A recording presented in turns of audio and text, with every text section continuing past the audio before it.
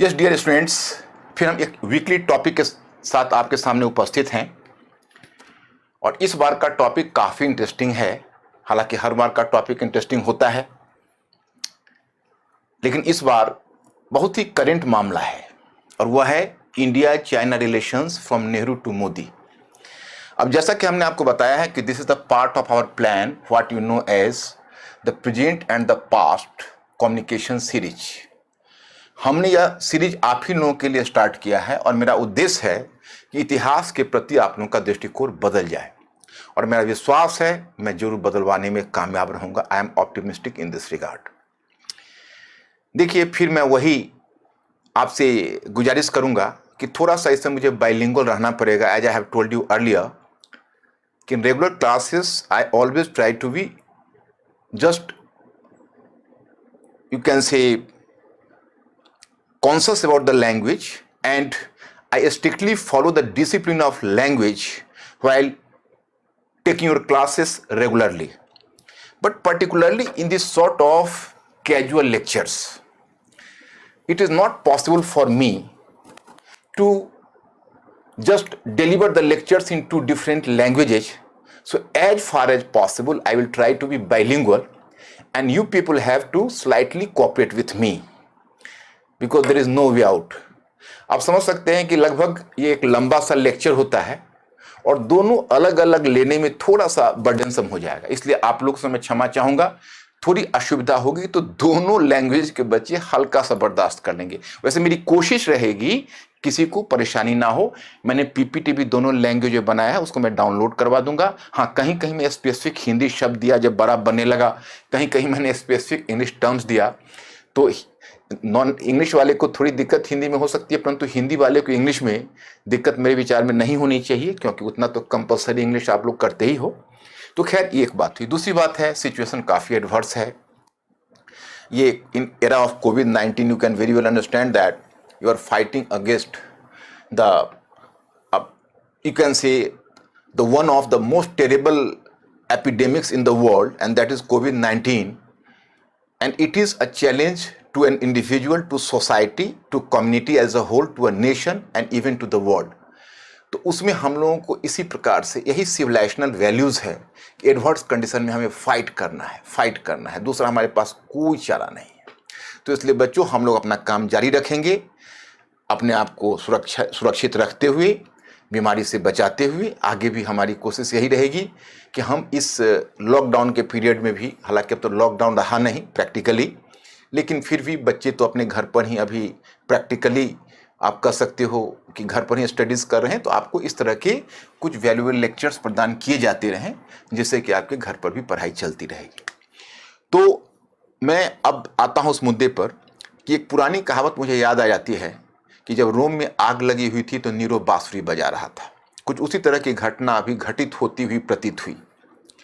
जब पूरी दुनिया इस कोविड-19 के कहर में झुलस रहा है, तो उस समय कोविड-19 का जनक ही, जो चीन से ही ये ओरिजिनेशन हुआ, आप जानते ही हो, और वह इंडिया के साथ स्टैंड ऑफ में खड़ा था। तो बरबस मेरा ध्यान गया कि जरा पीछे अतीत में चलकर देखते हैं कि चाइना को इंडिया से प्रॉब्लम क्या है, और जरा इतिहास में झांक कर देखते हैं, क्योंकि मेरा तो अपना मानना है और मेरा विश्वास भी है कि मैं आपको आपके अप्रोच को चेंज करवाने में सफल रहूँगा, कि जब हम अतीत के परिप्रेक्ष्य में वर्तमान को रखकर समझने का प्रयास करते हैं तो फिर वर्तमान पूरी समग्रता से हमारे सामने उपस्थित होती है। Whenever we try to just interpret the present in context of the past, then all the dimensions of present becomes clear to all dimensions of the present become clear to us.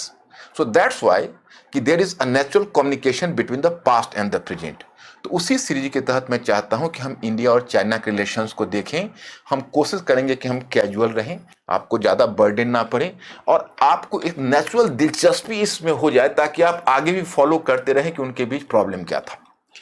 देखो बच्चों, हम सबसे पहले उठाते हैं एक मुद्दे को, unique nature of India and China, Bharat एवं चीन की विशिष्ट प्रकृति। पहले मैं बता दूं कि India is suppose to be one of the earliest civilizations in the world. Mesopotamia और इजिप्ट के सिविलाइजेशन कि समकालीन ही भारत में हड़प्पा सभ्यता थी, आपने नाम सुना होगा। चीन की सभ्यता उसके थोड़े बाद की है। लेकिन जैसा कि the wonder that was India के लेखक एल बैशम मानते हैं कि अगर हम कॉन्टिन्यूइंग सिविलाइजेशन में देखें, क्योंकि अफसोस ये हुआ कि मेसोपोटामिया और मिस्र वाला जो सिविलाइजेशन है बाद में उसका इस्लामाइजेशन हो गया तो दब गया, और बहुत बाद में चलकर फिर वो रिवील हुआ अप टू 19th सेंचुरी जब उस पर दोबारा उसकी स्टडीज हुई। लेकिन इंडिया और चाइना का जो सिविलाइजेशन है उसका कॉन्टिन्यूएशन है। अब हड़प्पन सिविलाइजेशन का डिक्लाइन हुआ, इसका मतलब ये नहीं कि सिविलाइजेशन का एंड हो गया। मैं पीछे एक लेक्चर में आपको बता चुका हूं, it continued in Altered form. और जो पाशुपत शिवा से लेकर मदर गॉडेसेस का वर्शिप है वो आज तक आपके कल्चर में है, तो इसका मतलब है कि वह मरा नहीं था। तो दूसरा आप कह सकते हो, पहला वर्ल्ड का earliest continuing civilisation Indian civilisation है, and the second one Chinese civilisation है। चाइनीज सिविलाइजेशन भी कंटिन्यू किया। कन्फ्यूशियस की शिक्षा आज तक किसी न किसी रूप में चाइना के समाज को प्रभावित बना रही है। तो ये पहलू है, that is the unique nature of India and China, means कि both are the unique nations, both nations are having the continuation in their culture, and the India is the first earliest continuing culture in the world, China is the second one. Then we have to go further. अब दोनों के बीच समानता देखते हैं कि India और China में, इतिहास में मैं आपको ले चलता हूं अतीत में, और मैं दोनों के बीच आपको समानता बताता हूं। बहुत इंटरेस्टिंग है, आप उसे देखोगे और समझोगे। देखो, दोनों विश्व की प्राचीनतम सभ्यताओं में एक है। Both are one of the earliest civilizations in the world. ये बिल्कुल ही क्लियर है, आपको अभी अभी मैंने कहा है, आप समझ चुके होंगे। दूसरा, दोनों को अपनी संस्कृति के विशिष्ट होने का एहसास है। अब इंडिया को ऐसा लगता है कि हम स्पिरिचुअल टीचर हैं दुनिया के, हमारी संस्कृति विशिष्ट है। You can very well imagine कि when in Chicago world religious parliament Swami Vivekananda was delivering a lecture, how much empowered he felt. I am just representing India, the Vedantic philosophy of India. तो India को अपने culture का एहसास है।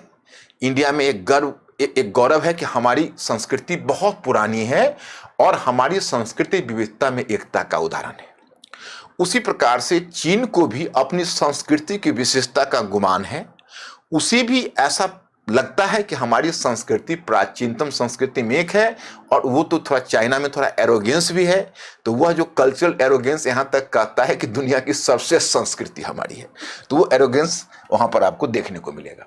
Next one, प्राचीन काल में व्यापार तथा बौद्ध धर्म के माध्यम से संपर्क। अब इंडिया और चाइना का जो संपर्क है, देखो ये दोनों एशिया के दो जाइंट नेशन है। आप लोग हिस्ट्री के स्टूडेंट हो, and whenever you will observe ancient history, I will draw the attention to this phenomena. You might have heard about silk route as well. आपने रेशम मार्ग का नाम सुना होगा। रेशम मार्ग का नाम तो आप सुनोगे ही सुनोगे। अगर आप अतीत में हो तो आपको जाना ही पड़ेगा, क्योंकि प्रेजेंटली भी आप जिसको BRI प्रोग्राम कहते हो, that is the reincarnation of the old silk route, although the in developed form. तो अब रेशम मार्ग उस समय बना, और रेशम मार्ग के माध्यम से जब चाइना का व्यापार चलेगा तो इंडिया का भी मेजर कंट्रीब्यूशन होगा। और दोनों एक तरह से जाइंट कंट्री था, दोनों का गाइगेंटिक साइज था, और पश्चिम से जो व्यापार होता था उसमें trade balance India and China के फेवर में था, क्योंकि हमने हमेशा पश्चिम से प्रेशियस मेटल पूरब की तरफ खींचा, क्योंकि हमारे और दोनों की इकोनॉमी की कोई सानी नहीं थी, और ये एंशिएंट टाइम में भी था। आप समझ सकते हो कि भारत से व्यापार करने में रोमन साम्राज्य ने कितना गोल्ड गंवाया था। कि एक रोमन लेखक हुआ करता था प्लिनी ने आंसू बहाया है। Pliny burst into tears on the phenomena of drain of wealth from Rome to India. Pliny के आंखों से आंसू गिरने लगे कि हमारा सारा धन छन छन कर सारा गोल्ड भारत जा रहा है। ये मैं अर्ली सेंचुरीज की बात करता हूं। और हुआ ऐसा कि जब बुद्धिज्म का स्प्रेड हुआ तो बुद्धिज्म तिब्बत से होते हुए चाइना तक फैल गया, और चाइना में बुद्धिज्म को वाइडर एक्सेप्टेंस मिला। You can cite the example of the Chinese traveller Fahien and Hiuen Tsang, Itsing etcetera. They came to India in order to discover the ancient Buddhist text. मतलब जो ह्वेनसांग है, फाहियान है, इत्सिंग है, वो भारत आते रहे, उन पुराने जो धार्मिक ग्रंथ है वो धार्मिक ग्रंथों को एक्सप्लोर करते रहे हुए। नालंदा विश्वविद्यालय में कितने चाइनीज विद्यार्थी थे आप परिकल्पना कर सकते हो। तो दोनों को वहां पर बुद्धिज्म जोड़ रहा था एंशिएंट में, दोनों को ट्रेड जोड़ रहा था। फिर प्राचीन रेशम मार्ग का संचालन भारत एवं चीन के मध्य सहयोग के बिना संभव नहीं। आगे मैं आपको एक रेशम मार्ग बताऊंगा। तो उस रेशम मार्ग में क्या होता था, जरा सा मैं मैप तो नहीं ड्रॉ कर सकता, वेरी फ्रैंकली मैप में इस पर रखूंगा, लेकिन मैं एक थोड़ा सा आपको एक दृश्य दिखाना चाहता। जैसे माना कि ये चाइना है और इधर आए तो ये इंडिया है। अब यहां से मध्य एशिया होकर एक रेशम मार्ग जाएगा। तो अब रेशम मार्ग जाएगा, ये पेशावर है सिंधु नदी के पास, ये रेशम मार्ग ऐसे जा रहा है। तो पेशावर से ये रीजन जो मध्य एशिया से गुजरेगा, ये बैक्टीरिया है। तो ये रेशम मार्ग यहां से टच होकर जाता था। तो हमारे कुछ डायनेस्टीज ऐसे थे जो रेशम मार्ग पर नियंत्रण रखते थे, और यहां से रेशम चीन निर्यात करता था, वह पूर्वी रोमन साम्राज्य, बिजेंटियन साम्राज्य को, या आप रोमन साम्राज्य भी कह ले। तो उसमें क्या होता था, वो जो रेशम मार्ग प्राचीन में चला, जिसका आज चीन बहुत इतनी सारी पब्लिसिटी कर रहा है, तो मैं आपको बताऊं कि उसमें एक दिलचस्प तथ्य है कि बिना इंडिया के सहयोग के वो रेशम मार्ग नहीं चला पाता था। क्योंकि प्रॉब्लम क्या होता कि एक तो कुषाण एम्पायर का इस क्षेत्र पर नियंत्रण था, तो कुषाण एम्पायर का तो कोऑपरेशन चाहिए ही। इधर हान साम्राज्य था, इधर कुषाण साम्राज्य था, उधर पश्चिम में रोमन साम्राज्य था। इन तीनों के द्वारा ये रेशम मार्ग का संचालन होता था। तो फिर क्या हुआ कि दिलचस्प बात मैं बताऊं कि आगे रोमन साम्राज्य का एक प्रतिद्वंदी हुआ करता था पार्थियाई साम्राज्य। रोमन साम्राज्य का एक प्रतिद्वंदी हुआ करता था पार्थियाई साम्राज्य। तो वो पार्थियाई कहते हैं ईरानी को। तो कई बार क्या होता था, इस रूट को डिस्टर्ब कर देता था, और जब वो इस रूट को डिस्टर्ब कर देता था तो चाइना एक उपाय निकालता। वो भारत में, पूर्वी भारत में, इधर तुम अगर बंगाल देखोगे तो बंगाल में एक था ताम्रलिप्ति बंदरगाह। तो लैंड रूट से यहाँ आता था, और लैंड रूट से आकर बंगाल के ताम्रलिप्ति से होते हुए उत्तरा पथ क्रॉस करते हुए, और तब वो चला जाता था अरब सागर के जो भरौच है बंदरगाह, और सामुद्रिक मार्ग से भारत की सहायता से भेजता था। तो आज जो चाइना इतना बेचैन हुआ पड़ा है, क्योंकि इंडिया BRI का पार्ट नहीं बन रहा है, क्योंकि इंडिया के अपने कुछ कंप्लेंट्स है जिसकी चर्चा हम करेंगे। तो चाइना का बेचैनी का कारण यह है, देखो तुम लोग तो करंट से जुड़े हुए रहते हो, मैं मान के चलूं कि थोड़ा बहुत आप लोग इस चाइना वाले मुद्दे को अभी वर्तमान में समझ रहे हो। तो ग्वादर पोर्ट तो एक बहुत ही फेमस पोर्ट है, नाम सुना होगा, जो पाकिस्तान में उसने डेवलप किया है। और उधर से अगर आप आओगे तो झिंगजियांग चाइना का रीजन है, ग्वादर के ही पास में है, वो सेंट्रल एशियन का पार्ट है। और वहाँ पर क्या है कि मुस्लिम जनसंख्या अच्छी खासी है, और ग्वादर के आप बगल में आप देख रहे हो बलूचिस्तान का रीजन है, और बलूचिस्तान का रीजन उनका डिस्टर्ब है। तो चीन का बेसिक चिंता जो BRI का है वो क्या है कि चीन दुनिया का पेट्रोलियम का सबसे बड़ा इंपोर्टर है, आप जानते हो। तो सबसे बड़ा इंपोर्टर है, तो अब उसके साथ है कि इंपोर्ट का उसका रूट क्या है। अगर उधर से वो पूरब से आता है तो मलक्का में देखते हो चौक पॉइंट है, वहाँ पर भी इंडिया वहाँ पर अपना वर्चस्व रखता है। और वहाँ से जब तुम आओगे तो इधर बंगाल की खाड़ी के बाद चाइना इधर हिंद महासागर की तरफ मुड़ेगा, हिंद महासागर से वो अरब सागर में जाएगा, और अरब सागर से फारस की खाड़ी होकर चाइना जाएगा, तो ओरमुज है उसका पॉइंट। तो इतना ज्यादा सी रूट, अगर वो लैंड रूट में इंडिया से फाइट करता है तो इंडिया सी रूट को इधर डिस्टर्ब कर देगा, तो उसका तो पेट्रोलियम आना ही बंद हो जाएगा। तो उसने सोचा कि एक तीर से दो शिकार करते हैं, उधर डायरेक्ट मध्य एशिया से मांग निकालते हैं, और उसको हम ग्वादर बंदरगाह से जोड़ेंगे, और ग्वादर बंदरगाह से जोड़ने के बाद सीधे वहीं से हम अपने तेल के भंडार तक पहुंच जाएंगे एक्सेस। उनका लगभग 600 किलोमीटर वहां से उनका डिस्टेंस भी कम हो रहा है। तो उससे क्या हो रहा है कि उनका डिस्टेंस भी कम हो रहा है, तो पेट्रोलियम की ढुलाई भी सस्ती हो जाएगी। लेकिन वहां पर प्रॉब्लम बेसिक क्या है कि ग्वादर के बगल में बलूचिस्तान है, और बलूचिस्तान डिस्टर्ब रहता है, और बलूचिस्तान के डिस्टर्बेंसेस में इंडिया का हाथ माना जाता है। अब हम ये नहीं करें इंडिया उसके लिए अकाउंटेबल है, आप गलत मत समझना, कम से कम पब्लिकली तो हम एक्सेप्ट नहीं करने जा रहे। लेकिन अगर बलूचिस्तान में डिस्टर्ब होता है, उसका वह रूट अगर BRI डिस्टर्ब होता है, तो चाइना पसीना पोंछ रहा है, फिर तो उसको हिंद महासागर से आना पड़ेगा, और हिंद महासागर वाले रूट से अगर वो मूव किया तो फिर इंडिया से कैसे वो बच पाएगा। और ये समस्या तो रेशम मार्ग में थी, रूट डाइवर्ट करके उनको इंडिया से ले जाना होता।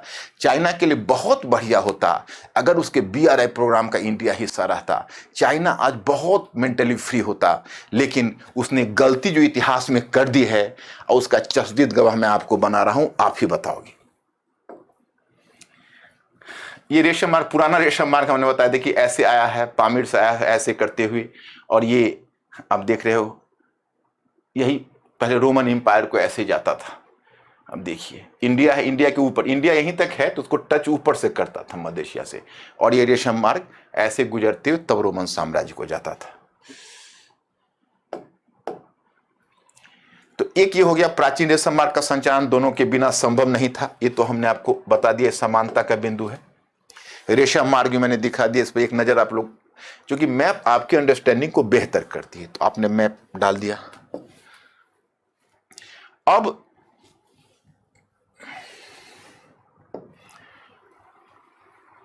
और भी समानता के बिंदु निकल रहे हैं। ये तो आपने प्राचीन काल में आलम देखा, अब मध्यकाल की बात बता रहा हूं कि 18वीं सदी तक दोनों की निर्यातोन्मुखी अर्थव्यवस्था तथा आकलन के अनुसार 1820 में वैश्विक घरेलू उत्पाद में चीन एवं भारत का अंशदान लगभग 55%, means export based economy up to 18th century, and according to an estimation the contribution of both the economies in the world GDP in 1820 was nearly 55%। अब देखो यहां पर दिलचस्प चीज क्या है कि अब तक तो हमें पश्चिमी विश्व ठगते रहे कि भाई आप लोग बहुत पीछे हो, you cannot compete with the western world, they were much advanced nation right from the very beginning। But ये बात एक एंगुस मेडिसन है, वो एंगुस मेडिसन एक बहुत बड़ा एक वेस्टर्न एक्सपर्ट है, तो उसने एक एस्टिमेशन या आकलन किया। उसने कहा कि वर्ल्ड जीडीपी का, मतलब उसमें जीडीपी, देखो जीडीपी का कॉन्सेप्ट उस समय नहीं था, आप गलत मत समझना, जीडीपी का कॉन्सेप्ट सेकेंड वर्ल्ड वॉर में और अफरा तफरी में आई है। लेकिन जीडीपी को अगर आज का भी हम आधार बना लें और उसको आधार बना के पीछे जाकर आकलन करें तो पता चलता है कि वर्ल्ड जीडीपी का 55% 19वीं सदी के आरंभ तक भारत और चीन के पास रहा था। तो और विशेषकर, हालांकि ये तो थोड़ा सा डिस्प्यूटेड डेट हो जाएगा क्योंकि बहुत लोग इसको नहीं मानेंगे, तो कम से कम पलासी के बैटल से पहले तक तो भारत का मान ही ले, वर्ल्ड जीडीपी का 24% इंडिया एंड वर्ल्ड जीडीपी का 31% चाइना, ये स्थिति थी। तब ब्रिटिश हमारे ऊपर पलासी और बक्सर का वॉर थोपेंगे और धीरे धीरे इंडिया का कोलोनाइजेशन होगा और 19th सेंचुरी में हमें वो तैयार माल का आयातक बनाएंगे। तो जब उनके यहाँ इंडस्ट्रियल रेवोल्यूशन शुरू होगा तो धीरे धीरे फिर डिफ्रेंसिएशन होना शुरू होगा और ब्रिटिश इकोनॉमी 3% से बढ़ के 20% तक चली जाएगी वर्ल्ड जीडीपी में, और हमारी इकोनॉमी कम होकर 3% और उससे भी नीचे गिर जाएगी। तो ये तो बहुत आगे की बात है, लेकिन उस समय दुनिया दोनों पश्चिमी विश्व को चैलेंज कर रहे थे। इन दोनों की इकोनॉमी का वर्ल्ड में मुकाबला नहीं था। दोनों पश्चिमी साम्राज्यवाद का शिकार तथा उपनिवेश के रूप में स्थापित, both fell a prey to western imperialism and were converted into colonies. अब देखो भारत की कथा तो आप लोग जानते होंगे, वो शुरू हुआ पलासी और बक्सर के वॉर से, और चीन की कथा हुई अफीम युद्ध से। चीन अफीम के कारण बर्बाद हो गया। ब्रिटिश ईस्ट इंडिया कंपनी मुनाफा कमाने के लिए चीन में बिल्कुल ही अंतहीन रूप में and unrestricted East India Company continue to export opium in unrestricted form in China. And when China tried to put a check over that, Britain just imposed a war on China in 1839 that is known as Opium War, and that ended up to 1842. उसने जबरन चीन पर अफीम व्यापार थोपा, और जब चीन ने उसको अपोज करने का प्रयास किया तो उसने चीन को के साथ अफीम युद्ध किया 1842 तक, और वहीं से चीन की गुलामी की तरफ चीन चल पड़ा। उस पर कई वॉर हुए, वो कहानी में मैं नहीं जाना चाहूँगा, और मैं केवल इतना बताना चाहूँगा कि आज भी चीन में अफीम के प्रति इतनी घृणा व्याप्त है कि अगर कोई ड्रग के साथ पकड़ा जाता है तो डेथ सेंटेंस का प्रावधान आज भी रखा हुआ है। तो आप समझ सकते हो कि इतना अफीम से उसको एलर्जी है कि अफीम के कारण चीन कभी बर्बाद हो चुका है हिस्ट्री में। तो खैर एनीवे, तो ये इनका हुआ। अब इंडिया एक कॉलोनी रही। इंडिया और चाइना में फर्क आपको उपनिवेश में यह दिखेगा कि भारत केवल ब्रिटेन की एकमात्र कॉलोनी रही, लेकिन चीन एक मतलब कई देशों की कॉलोनी रही। चीन और जापान एक ऐसा उदाहरण है जिसको पश्चिमी देशों ने मिलकर लूटा है। चाइना की स्थिति रही कि सभी ने मिलकर लूटा, और 19th सेंचुरी के एंड तक तो उन्होंने स्लोगन दे दिया, cut off the Chinese melon, चीनी खरबूजे को काटो, आपस में बांटने की बात सोच रहे थे, लेकिन चूंकि आपस में उनका मतक नहीं हुआ इसलिए चाइना नहीं बढ़ सका। उन्होंने चाइना पर कोई रहम नहीं किया, आपस में लूट के माल के बंटवारे पर ही मतभेद हो गया, इसलिए वो चाइना को बांट नहीं सके। तो दोनों का एक ही एक्सपीरियंस है, दोनों पश्चिमी साम्राज्यवाद का शिकार हुआ, दोनों पीड़ित हुआ। फिर 1950 तक दोनों आधुनिक गणतंत्र के रूप में स्थापित हुए। जैसे आप लोग, मुझे लगता है भारत का तो लिबरेशन मूवमेंट, कोई भी आप में से कोई भी अगर श्रोता यह कहोगे कि हम इंडिया का नेशनल लिबरेशन मूवमेंट नहीं जानते हैं, तो I can not believe it. You are having the knowledge about the national movement of India. लेकिन अगर कहोगे हम चाइना का नहीं जानते हैं, तो मुझे आश्चर्य नहीं होगा, क्योंकि आप जो हिस्ट्री बैकग्राउंड के नहीं हो और जो थोड़ा सोशल साइंस में अगर नेचुरल रुचि रखते हो, तो वो तो जरूर थोड़ा बहुत उलट दिया होगा आपने। अब फिलहाल यही जानो कि चीन की अपनी एक लंबी कहानी, उसमें मैं नहीं जाना चाहूँगा। चीन में एक कम्युनिस्ट पार्टी का गठन 1917 में जिस समय इंडिया में हुआ, तकरीबन उसी समय 1921 में औपचारिक रूप में चीन में कम्युनिस्ट पार्टी की शुरुआत हुई। संघाई में एक बैठक हुई, लेकिन हमारे यहाँ कम्युनिस्ट पार्टी ट्रांसफॉर्म नहीं ला सकी और वहाँ उसको एक बड़ा ही जुझारू लीडर मिल गया, वेरी यू कैन से a very strong will power. और जो जुझारू लीडर है उसका नाम था माओ सेतुंग, और माओ सेतुंग ने वहाँ पर एक महत्वपूर्ण परिवर्तन ला दिया। माओ सेतुंग के बारे में कहा जाता है कि माओ सेतुंग एक तरह से उसने चीनी कम्युनिस्ट पार्टी को एक स्ट्रांग फोर्स बनाने में उसी का रोल है, और अंत में वो एक तरह से गृह युद्ध लड़कर चियांग काई शेक की सरकार को पराजित करके, और तब उसने 1949 में एक चीनी गणतंत्र की घोषणा की। और ठीक 1950 में, आज़ादी तो हमें 1947 में मिल गई थी ब्रिटेन से, फिर 1950 में हमने भी गणतंत्र की स्थापना की घोषणा की। तो इतने चीज बच्चे, 7 पॉइंट हमारे कॉमन आए जो चीन और भारत को करीब लाते हैं। अब देखो, जब भारत को आज़ादी मिलेगी तो सबसे पहली गठित होने वाली सरकार कौन होगी, अनुमान करिए। तो आपको कहने की जरूरत नहीं है, अब जवाहरलाल नेहरू की सरकार होगी, कांग्रेस की सरकार होगी, पंडित जवाहरलाल नेहरू प्रधानमंत्री होंगे।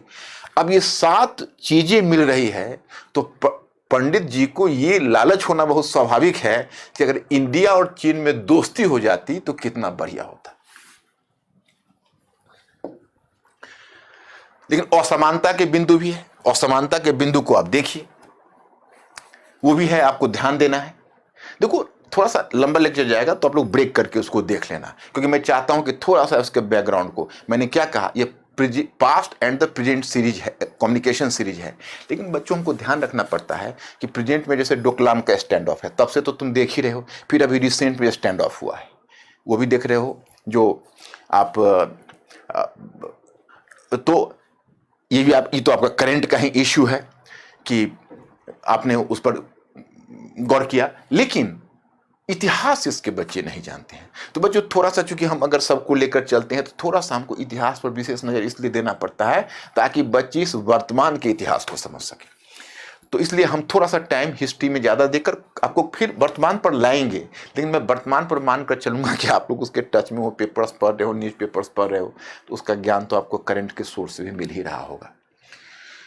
तो मैं आपको बता रहा था कि भारत में सांस्कृतिक विविधता थी, सांस्कृतिक विविधता थी। भारत एक ऐसा देश था जिसमें कभी भी सांस्कृतिक एकरूपता कोई भी शासक लागू करने की कोशिश नहीं की, क्योंकि इतनी सांस्कृतिक विविधता थी। भौगोलिक और जलवायु संबंधी विविधता ने सांस्कृतिक विविधता को आवश्यक रूप में जन्म दे दिया।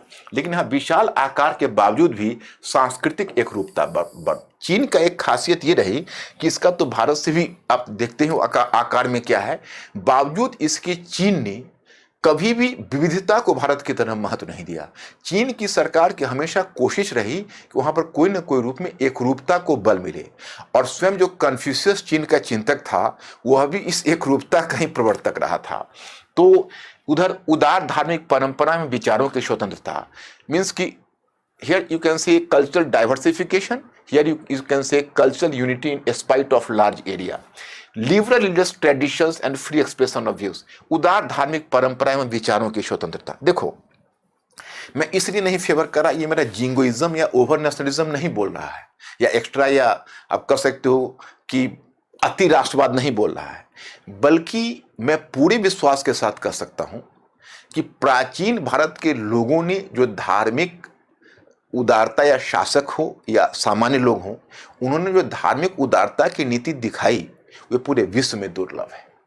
यह एक ऐसा देश था जहां शासक ने भी किसी एक धर्म को संरक्षण नहीं दिया। आप समझ सकते हो आप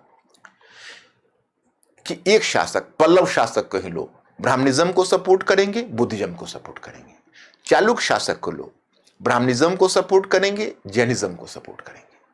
अशोका को लो, अशोका को बुद्धिज्म को पैट्रोनाइज किया, अशोका ने बुद्धिज्म को पैट्रोनाइज किया, और उसी अशोका ने आजीविकाज को भी पैट्रोनाइज किया, ब्राह्मणिज्म को भी पैट्रोनाइज किया, यानी उन्हें सबको संरक्षण दिया। We cannot make a claim कि they favoured a single one sect. और यहाँ पर तो आपको रिलीजियस परसिक्यूशन एंशिएंट में कोई शासक, एक शशांक जैसे शासक के बारे में कहा जाता है जो बंगाल का गौड़ क्षेत्र का शासक रहा था। कुछ जो बौद्ध स्रोत हैं वो पुष्यमित्र शुंग को भी इसके लिए ब्लेम करते हैं, लेकिन जहाँ तक मैं समझता हूँ कि पुष्यमित्र शुंग को बदनाम किया गया है, क्योंकि ये पुष्यमित्र शुंग ने तो बल्कि भरहुत में एक स्तूप, बुद्धिस्ट स्तूप बनवाया है। तो यहाँ पर इस तरह की चीज हमारी परंपरा में नहीं रही है। अब तुम समझ सकते हो कि ऐसे चिंतक हुए जो खुले विचारों का यहाँ पर एक्सप्रेशन हुआ। इसको बल्कि रुमिला थापर ने एक बुक ही लिखी, पब्लिक इंटेलेक्चुअल्स, जिसमें महात्मा बुद्ध और महावीर से लेकर और चारवाक तक की चर्चा है कि how did they work as the public intellectuals, free स्वतंत्र रूप में विचारों को व्यक्त किया। इसी पर अमर सेन ने एक पुस्तक लिखी, आर्गुमेंटेटिव इंडियंस। उन्होंने कहा कि पश्चिम आज प्रजातंत्र स्थापित करने की बात का दावा करता है, राइट टू एक्सप्रेशन देने के अपने लोगों में बात करता है, लेकिन यहाँ पर पश्चिमी जो चिंतक हैं और जो बुद्धिजीवी हैं उनको पता होना चाहिए कि भारत में यह तब था जब पश्चिम में ये चीज बड़ी दुर्लभ थी, क्योंकि पश्चिम में तो पूरे मध्यकाल में देखोगे धर्म के नाम पर रक्तपात बहाया गया है। हमारे यहाँ विचारों की स्वतंत्रता थी, तो जिसको तुम डेमोक्रेटाइजेशन कहते हो, वो डेमोक्रेटाइजेशन तो प्रजातांत्रिकरण तो हमारी संस्कृति में ही नहीं थी। A sense of democracy was enshrined in our culture naturally. तो इस प्रकार से आप देखते हो। इधर उदार धार्मिक परंपरा है, कन्फ्यूशियस के प्रभाव में परंपरा एवं सत्ता पर बल। Under the influence of Confucianism emphasise over authority and the tradition. देखो, कन्फ्यूशियस एक बड़ा ही डिफरेंट टाइप का चिंतक हुआ है। अब हम ये नहीं कहते हैं, क्योंकि हमारा जैसे बुद्ध महावीर है और वहाँ ईरान में जरथुस जैसे चिंतक है, उसी समय कन्फ्यूशियस नामक चिंतक हुआ, और यह चिंतक बड़ा महत्वपूर्ण चिंतक अपने युग का माना जाता है। लेकिन खैर ये भी जिस समय कन्फ्यूशियस आया उस समय चीन उथल पुथल, राजनीतिक उथल पुथल की प्रक्रिया से गुजर रहा था, और उसमें उस प्रक्रिया को देखते हुए और फिर उसने कुछ इस तरह के रिकमेंडेशन किए, लेकिन वो अपने विचारों में बड़ा कंजर्वेटिव है। वो परंपरा और सत्ता की बात कन्फ्यूशियस करते हैं। कन्फ्यूशियस कहते हैं कि प्रत्येक प्रजा को अपने राजा के प्रति, गुरु के प्रति, अपने माता पिता के प्रति और सारे श्रेष्ठ और सीनियर्स के प्रति समर्पण होनी चाहिए। बच्चों को अपने माता पिता का ऑबलाइज होना चाहिए, और माता पिता को चाहिए अपने बच्चे की पूरी गलती अपने सिर पर ले ले। तो मतलब ये है कि उसमें एकदम सत्ता, परंपरा, पैटर्नलिज्म, इसका वो बहुत बड़ा प्रवर्तक था। और बताया जाता है कि कन्फ्यूशियसिज्म चीन के मस्तिष्क में और चीन की संस्कृति में इंश्राइंड है। इतना तक कि बाद में जब चीन में गणतंत्र आया, चीन में जो गणतंत्र या साम्यवाद आप कह सकते हो, कम्युनिज्म आया, तो कम्युनिज्म ने पहले चाहा कि हम कन्फ्यूशियस के वैल्यू सिस्टम को रिमूव कर दें, क्योंकि जहां वो ओल्ड जनरेशन की बात करता था कन्फ्यूशियस, वहीं कम्युनिज्म ने न्यू जनरेशन की बात की। जिस समय आप कह सकते हो कन्फ्यूशियस ने जिस समय ट्रेडिशन की बात की, पैटर्नलिज्म की बात की, मेल डोमिनेंस की बात की, उस समय कम्युनिज्म ने मेल फीमेल इक्वलिटी की बात की, न्यू जनरेशन की बात की, चेंज की बात की। तो उसके अपोजिट में ये आया था, लेकिन आगे चलकर स्वयं चीन पर ही कन्फ्यूशियसवाद का प्रभाव हो गया। और यही वजह है कि तुम देखोगे जो चीन का साम्यवाद है, वह साम्यवाद सोवियत रूस के साम्यवाद से या पूर्वी यूरोप के साम्यवाद से सबसे अलग हो जाता है, क्योंकि कन्फ्यूशियसवाद के प्रभाव से चीन का साम्यवाद उबर नहीं पाया। मैं तो इतना तक आपको कहूँगा कि दुनिया में हर जगह, अगर एक क्यूबा को अपवाद में रखो तो वहाँ पर फिडेल कास्त्रो का कुछ वर्क भी वैसा रहा, अन्यथा हर जगह से एक तरह से कम्युनिज्म का सफाया हो गया। लेकिन चाइना ने आज भी अपनी कम्युनिस्ट सत्ता बनाई हुई है और उसको मार्केट सोशलिज्म के रूप में चला रहा है।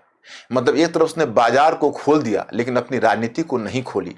प्रतिनिधित्वात्मक सरकार स्थापित नहीं की, फिर भी चीन की प्रजा बर्दाश्त कर रही है। क्या भारत की प्रजा बर्दाश्त करती है? अभी देखो, इतिहास में इस चीज़ का निपटारा बहुत मुश्किल है, and that is a controversial issue. मैं एक बात आपको बताता हूँ बच्चों, जो सोशल साइंस या ह्यूमैनिटीज़ है उसमें हम लोगों को थोड़ा कॉम्प्रोमाइज़ करना पड़ेगा। वो ये होता है कि आप समझते हो किसी चीज़ का एक इंटरप्रिटेशन होता है, नहीं, यही तो ह्यूमैनिटीज़ का स्ट्रेंथ है और यही ह्यूमैनिटीज़ का वीकनेस है। वहाँ पर जिस दिन कंसेंसस हो जाएगा किसी मुद्दे पर, उसी दिन सोशल साइंस का डेथ हो जाएगा।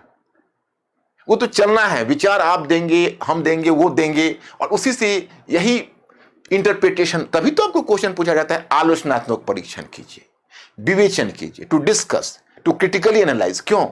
क्योंकि इतने विचारों में आप किस विचार को तरजीह देते हैं? तो क्वेश्चन का भी नेचर उस तरह का होता है। तो मैं ये कह रहा हूं, ये जो मैं कह रहा हूं हो सकता है ऑब्जेक्शनेबल हो, बट ट्रूथ इज दैट कि अगर वही सिस्टम जो चाइना में है इंडिया में होता, इंडियन पीपल उसको बर्दाश्त नहीं करता। अब तक समझ सकते हो, जैसे रिवोल्ट ऑफ 1857, और उस समय भी लोगों ने अपने आप को संगठित किया था, क्विट इंडिया मूवमेंट। समझ सकते हो ब्रिटिश के पास कितनी बड़ी सत्ता होगी, सेकेंड वर्ल्ड वॉर लड़ रहा है और डर यह है कि एक एक को गोली न मार दें। उस समय भी भारत छोड़ो, क्विट इंडिया, कितनी हिम्मत की थी, कितने लोग, कितनी कैजुअलिटीज हुई थी। तो ये थैंक्स टू कन्फ्यूशियस कि चीन की प्रजा आज भी सरकार के प्रति नम्र बनी हुई है। अब चौथा, मध्यवर्गीय नेतृत्व में शांतिपूर्ण ढंग से तथा सिविल तरीकों का इस्तेमाल कर आजादी हासिल करना, to get freedom through peaceful means. इधर देखिए, कम्युनिस्ट पार्टी के नेतृत्व में सैनिक संघर्ष के माध्यम से चीनी गणतंत्र की स्थापना under the leadership of the communist party and military conflict to establish Chinese republic. देखो, कहा जाता है कि बच्चे का जिस तरह का लालन पालन होता है वैसा ही बच्चे का स्वभाव होता है। मैंने अपने पिछले लेक्चर में कहीं पर आपको बताया होगा कि एक्चुअली हमारे यहाँ एक कॉन्स्टिट्यूशन मोरालिटी आई, या इंडिया में डेमोक्रेसी इतनी सफल हुई, और जबकि हमारे यहाँ डेमोक्रेसी को इतने दशक तक अनइंटरप्टेड चलने का कोई मतलब नहीं था। क्यों? क्योंकि हम जितने सोशियो इकोनॉमिक चैलेंजेस से जूझ रहे थे, उसमें एशियो अफ्रीकन, बाकी एशियो अफ्रीकन कंट्रीज की भांति भी हमारे यहाँ भी चली जाती। विशेषकर कास्ट एक्सप्लॉयटेशन था, जेंडर एक्सप्लॉयटेशन था, इकोनॉमिक एक्सप्लॉयटेशन था। लेकिन अगर हमने कॉन्स्टिट्यूशनलिज्म को बनाए रखा तो कहीं ना कहीं नेशनल मूवमेंट का भी इम्पैक्ट है। पर ही पीसफुली सत्याग्रह, अहिंसा, हाँ ठीक है, रिवॉल्यूशनरी भी ट्रेंड था, लेकिन डोमिनेंट ट्रेंड तो पीसफुल ही रहा। इसलिए हमारे यहाँ सत्ता का पीसफुल हस्तांतरण भी हुआ। तो यहाँ जो मध्यवर्गीय लीडरशिप आया वो कॉन्स्टिट्यूशन मोरालिटी को लेकर बढ़ रहा था। उधर माओ सेतुंग लॉन्ग मार्च, मतलब ये समझो 1945 से लेकर और 1949 तक जो वॉर चला है उसमें 10 लाख सैनिक लेकर कम्युनिस्ट पार्टी लड़ रही थी।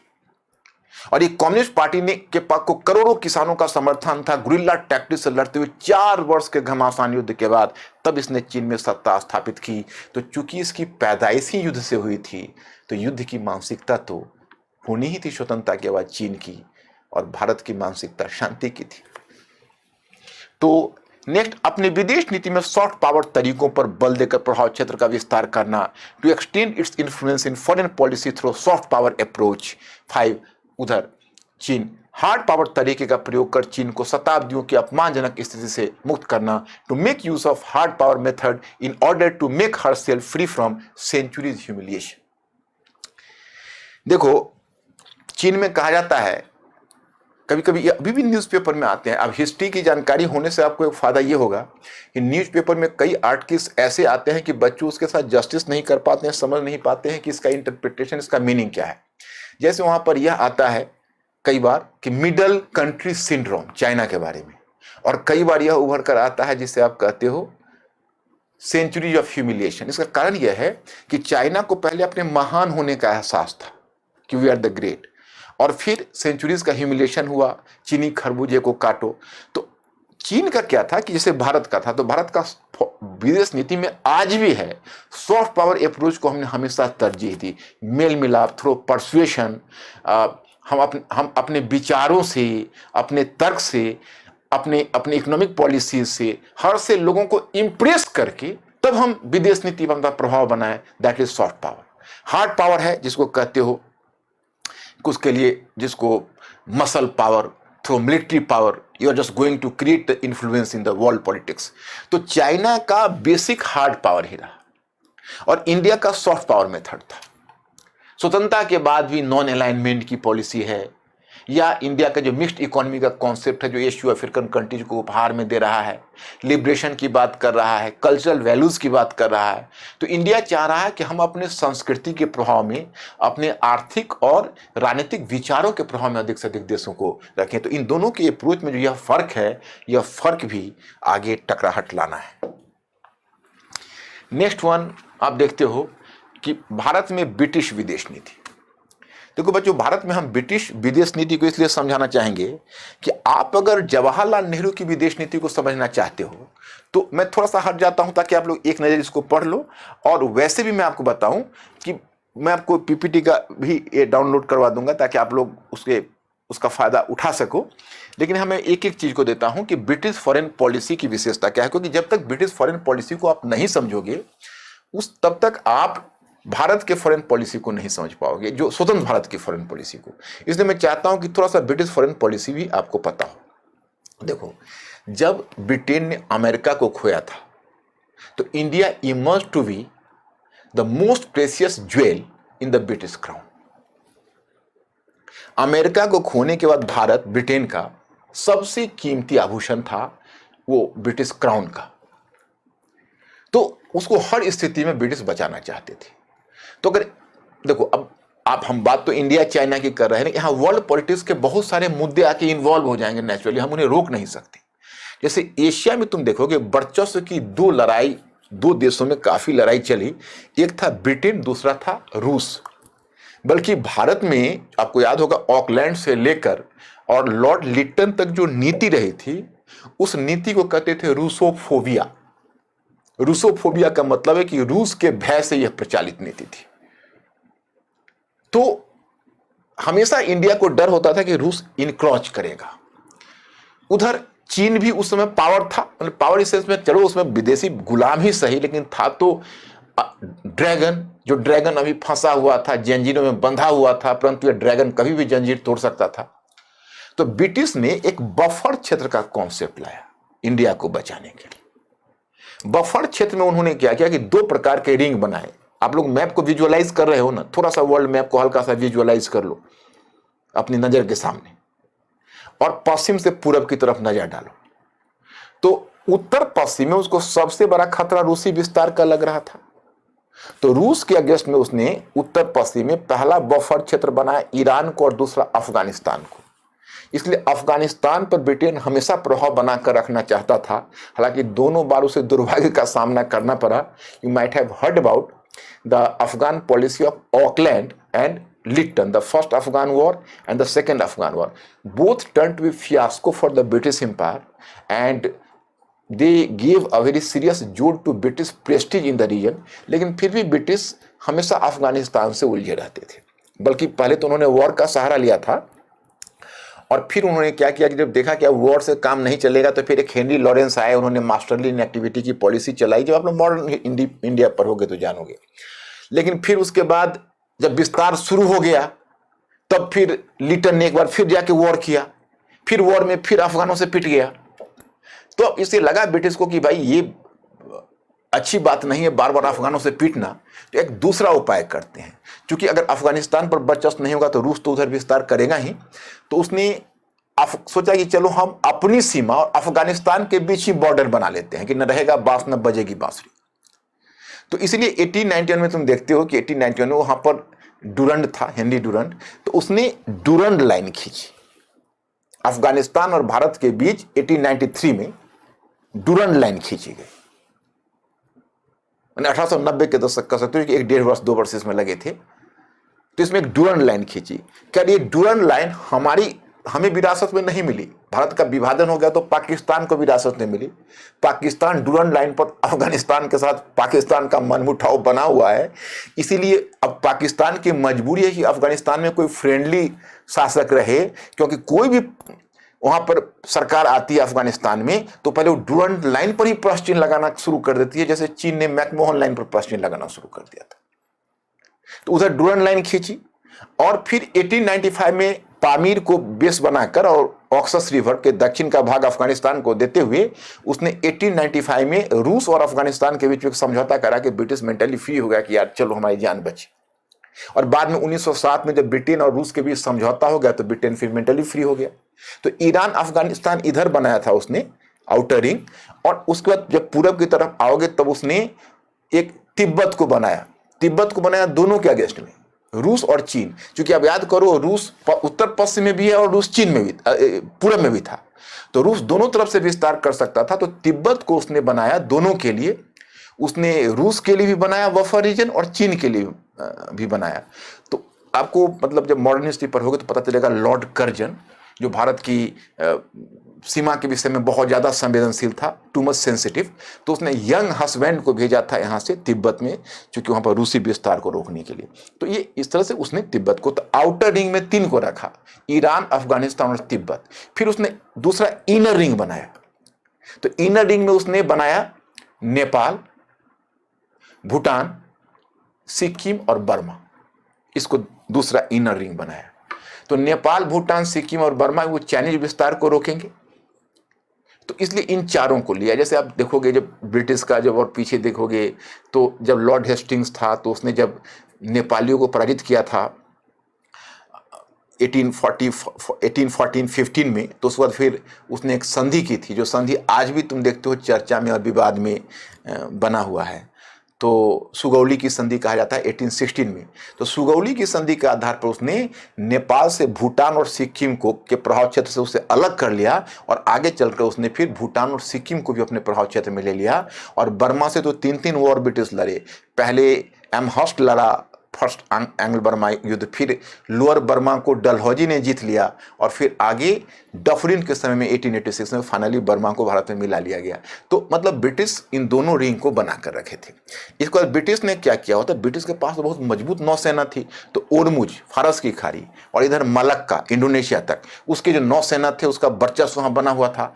उसने इधर फिर अफ्रीका के कोस्ट पर उधर अदेन में उसने अपना एक अड्डा बना लिया था, जहां पर वो अपने नौसेना वगैरह को रखता था अपनी सुरक्षा के लिए।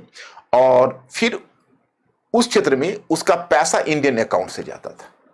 तो ब्रिटिश ने भारत की सुरक्षा के जो प्रबंध किया हुआ था उसमें आपके मन में कई बार लालच आएगा कि भारत में कोई ऐसी सरकार होती जो थोड़ा मिलिट्री स्ट्रेटेजिस्ट होता और ब्रिटेन से अगर वो थाती ले लेता, लेकिन वो भारत की इकोनॉमी उस कंडीशन में नहीं थी कि भारत ऐसा करता। अगर ऐसा आप चाहते तो आपके पास एक ही रास्ता था, आपको फिर अमेरिका या रूस किसी के शरण में जाना पड़ता, और दोनों में से किसी के शरण में जाते तो उसको आपको जगह देनी पड़ती, अपने यहाँ अड्डा बनवाना पड़ता। तो अब आपको चूज करना है कि आपको क्या चाहिए था।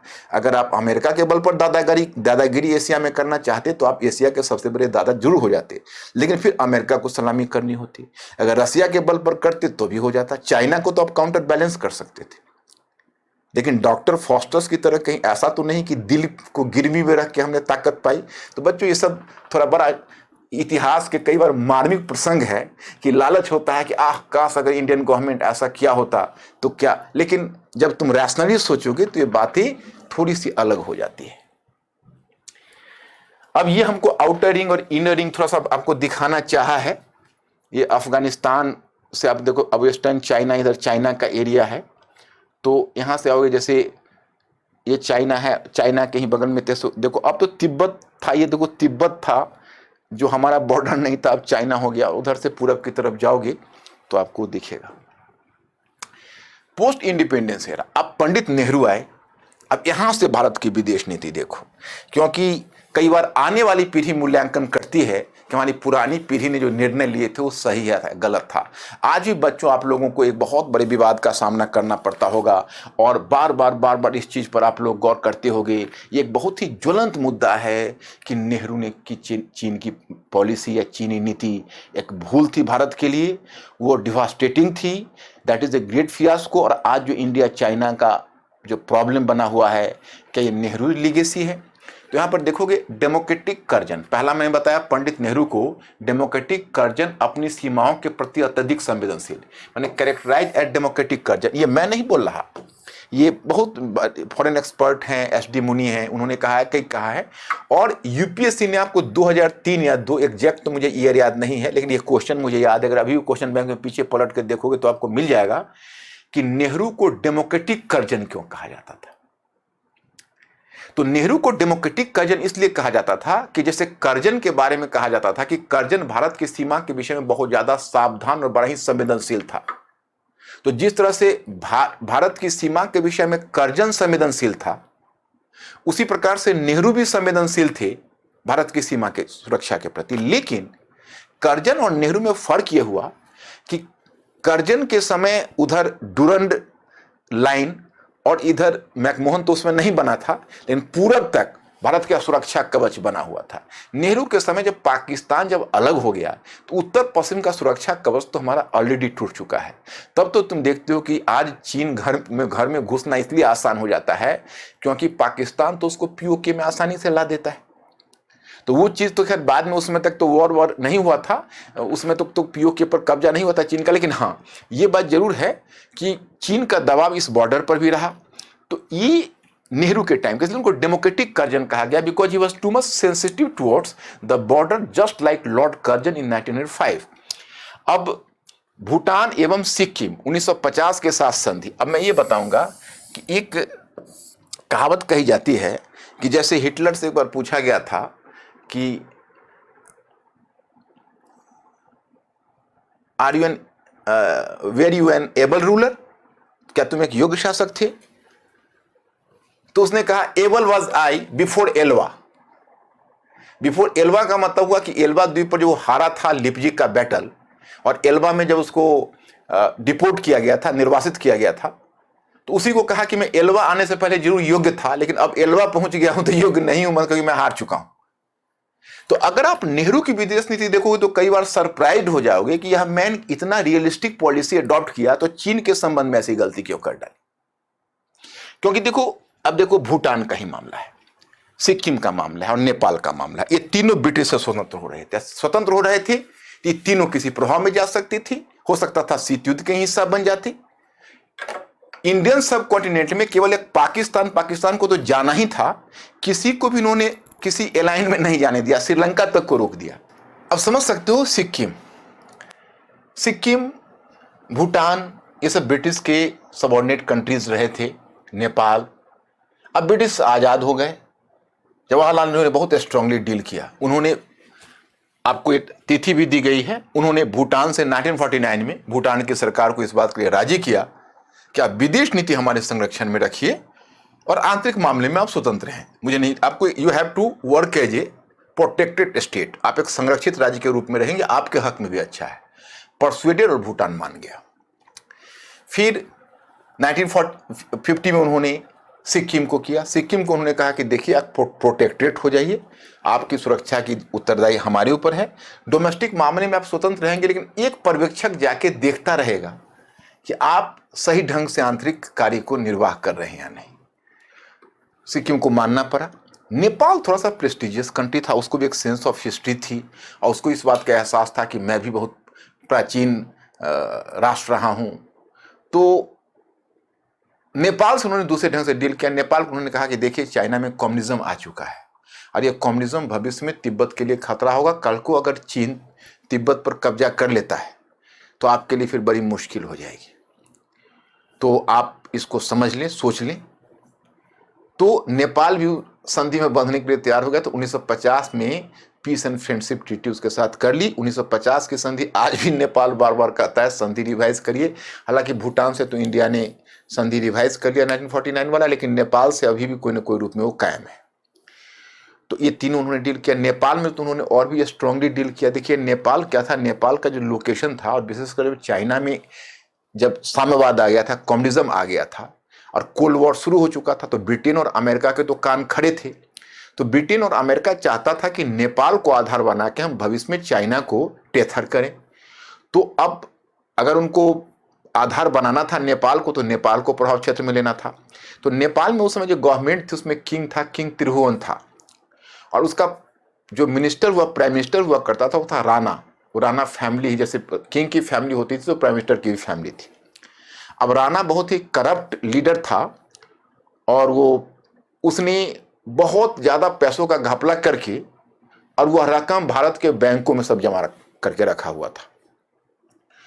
और त्रिभुवन को उसने और वास्तविक सत्ता राणा ने अपने हाथों में ले ली थी, और राणा त्रिभुवन नहीं चाहता था, लेकिन राणा ने चुपके से अमेरिका और ब्रिटेन के साथ टॉक्स ओपन कर दिया था कि नेपाल आपका सहयोगी राष्ट्र होगा। त्रिभुवन एक तरह से टाइटलर हेड या पपेट बन के रह गया था। जब त्रिभुवन के लिए बहुत सफोकेटिंग हो गया तो त्रिभुवन 1953 में वो भारत की तरफ भागा। तुरंत जवाहरलाल नेहरू ने शरण दे दी उसे। और इधर अमेरिका और ब्रिटेन का गेम प्लान था कि त्रिभुवन की जगह एक ज्ञानेंद्र, उसमें 9 वर्ष का बच्चा था, उसे उसका उत्तराधिकारी घोषित कर दिया जाए। और उसने घोषित उसको बैठा भी दिया गद्दी पर राणा ने। और अब अगर वो बच्चा बैठ गया तो अब नेपाल अमेरिका और ब्रिटेन का पिट्ठू बनने जा रहा है। जवाहरलाल नेहरू ने उस समय इतनी स्ट्रांग पॉलिसी अपनाई कि वह देखने लायक रही। उन्होंने त्रिभुवन को पहले अपने यहां शरण दी। उसमें त्रिभुवन इतना भावुक हो गया, ये भी कहा कि नेपाल को आप इंडिया में विलय कर लीजिए, लेकिन वो जानते थे कि नेपाल ऐसा पॉसिबल नहीं है, ये अंतर्राष्ट्रीय स्तर पर भी पॉसिबल नहीं था। उन्होंने तुरंत राणा को कहा कि देखिए, आप अविलंब त्रिभुवन को, फिर आप राजा को रिस्टोर करिए, त्रिभुवन को, ज्ञानेंद्र को हटाइए गद्दी से। वही ज्ञानेंद्र बाद में आप देखोगे नेपाल में, आपने सुना होगा किंग वीरेंद्र की जो असैसिनेशन हुआ था फैमिली का, तो ज्ञानेंद्र जो बना था वही है, तो जो बाद में वहीं पर रिपब्लिक भी आया नेपाल में। तो कहा आप हटाइए और आप त्रिभुवन जो किंग है उनको रिस्टोर करिए। अगर नहीं करेंगे तो चुटकी बजाते हैं आपकी पूरी प्रॉपर्टी इंडिया में हम सीज कर लेंगे, जितने बैंक अकाउंट्स है, जितने लैंड है, जितनी प्रॉपर्टी है, सबकी रिपोर्ट में 24 घंटे के अंदर लेता हूं और सब आपको मैं कन्फिस्केट कर देता हूं, बिल्कुल ही उसको फॉरफिट कर देंगे। राणा के तो होश उड़ गए कि हमारे पूरे कितने जनरेशन की मेरी कमाई इंडिया की में चली जाएगी। वो डर गया, वो झुक गया।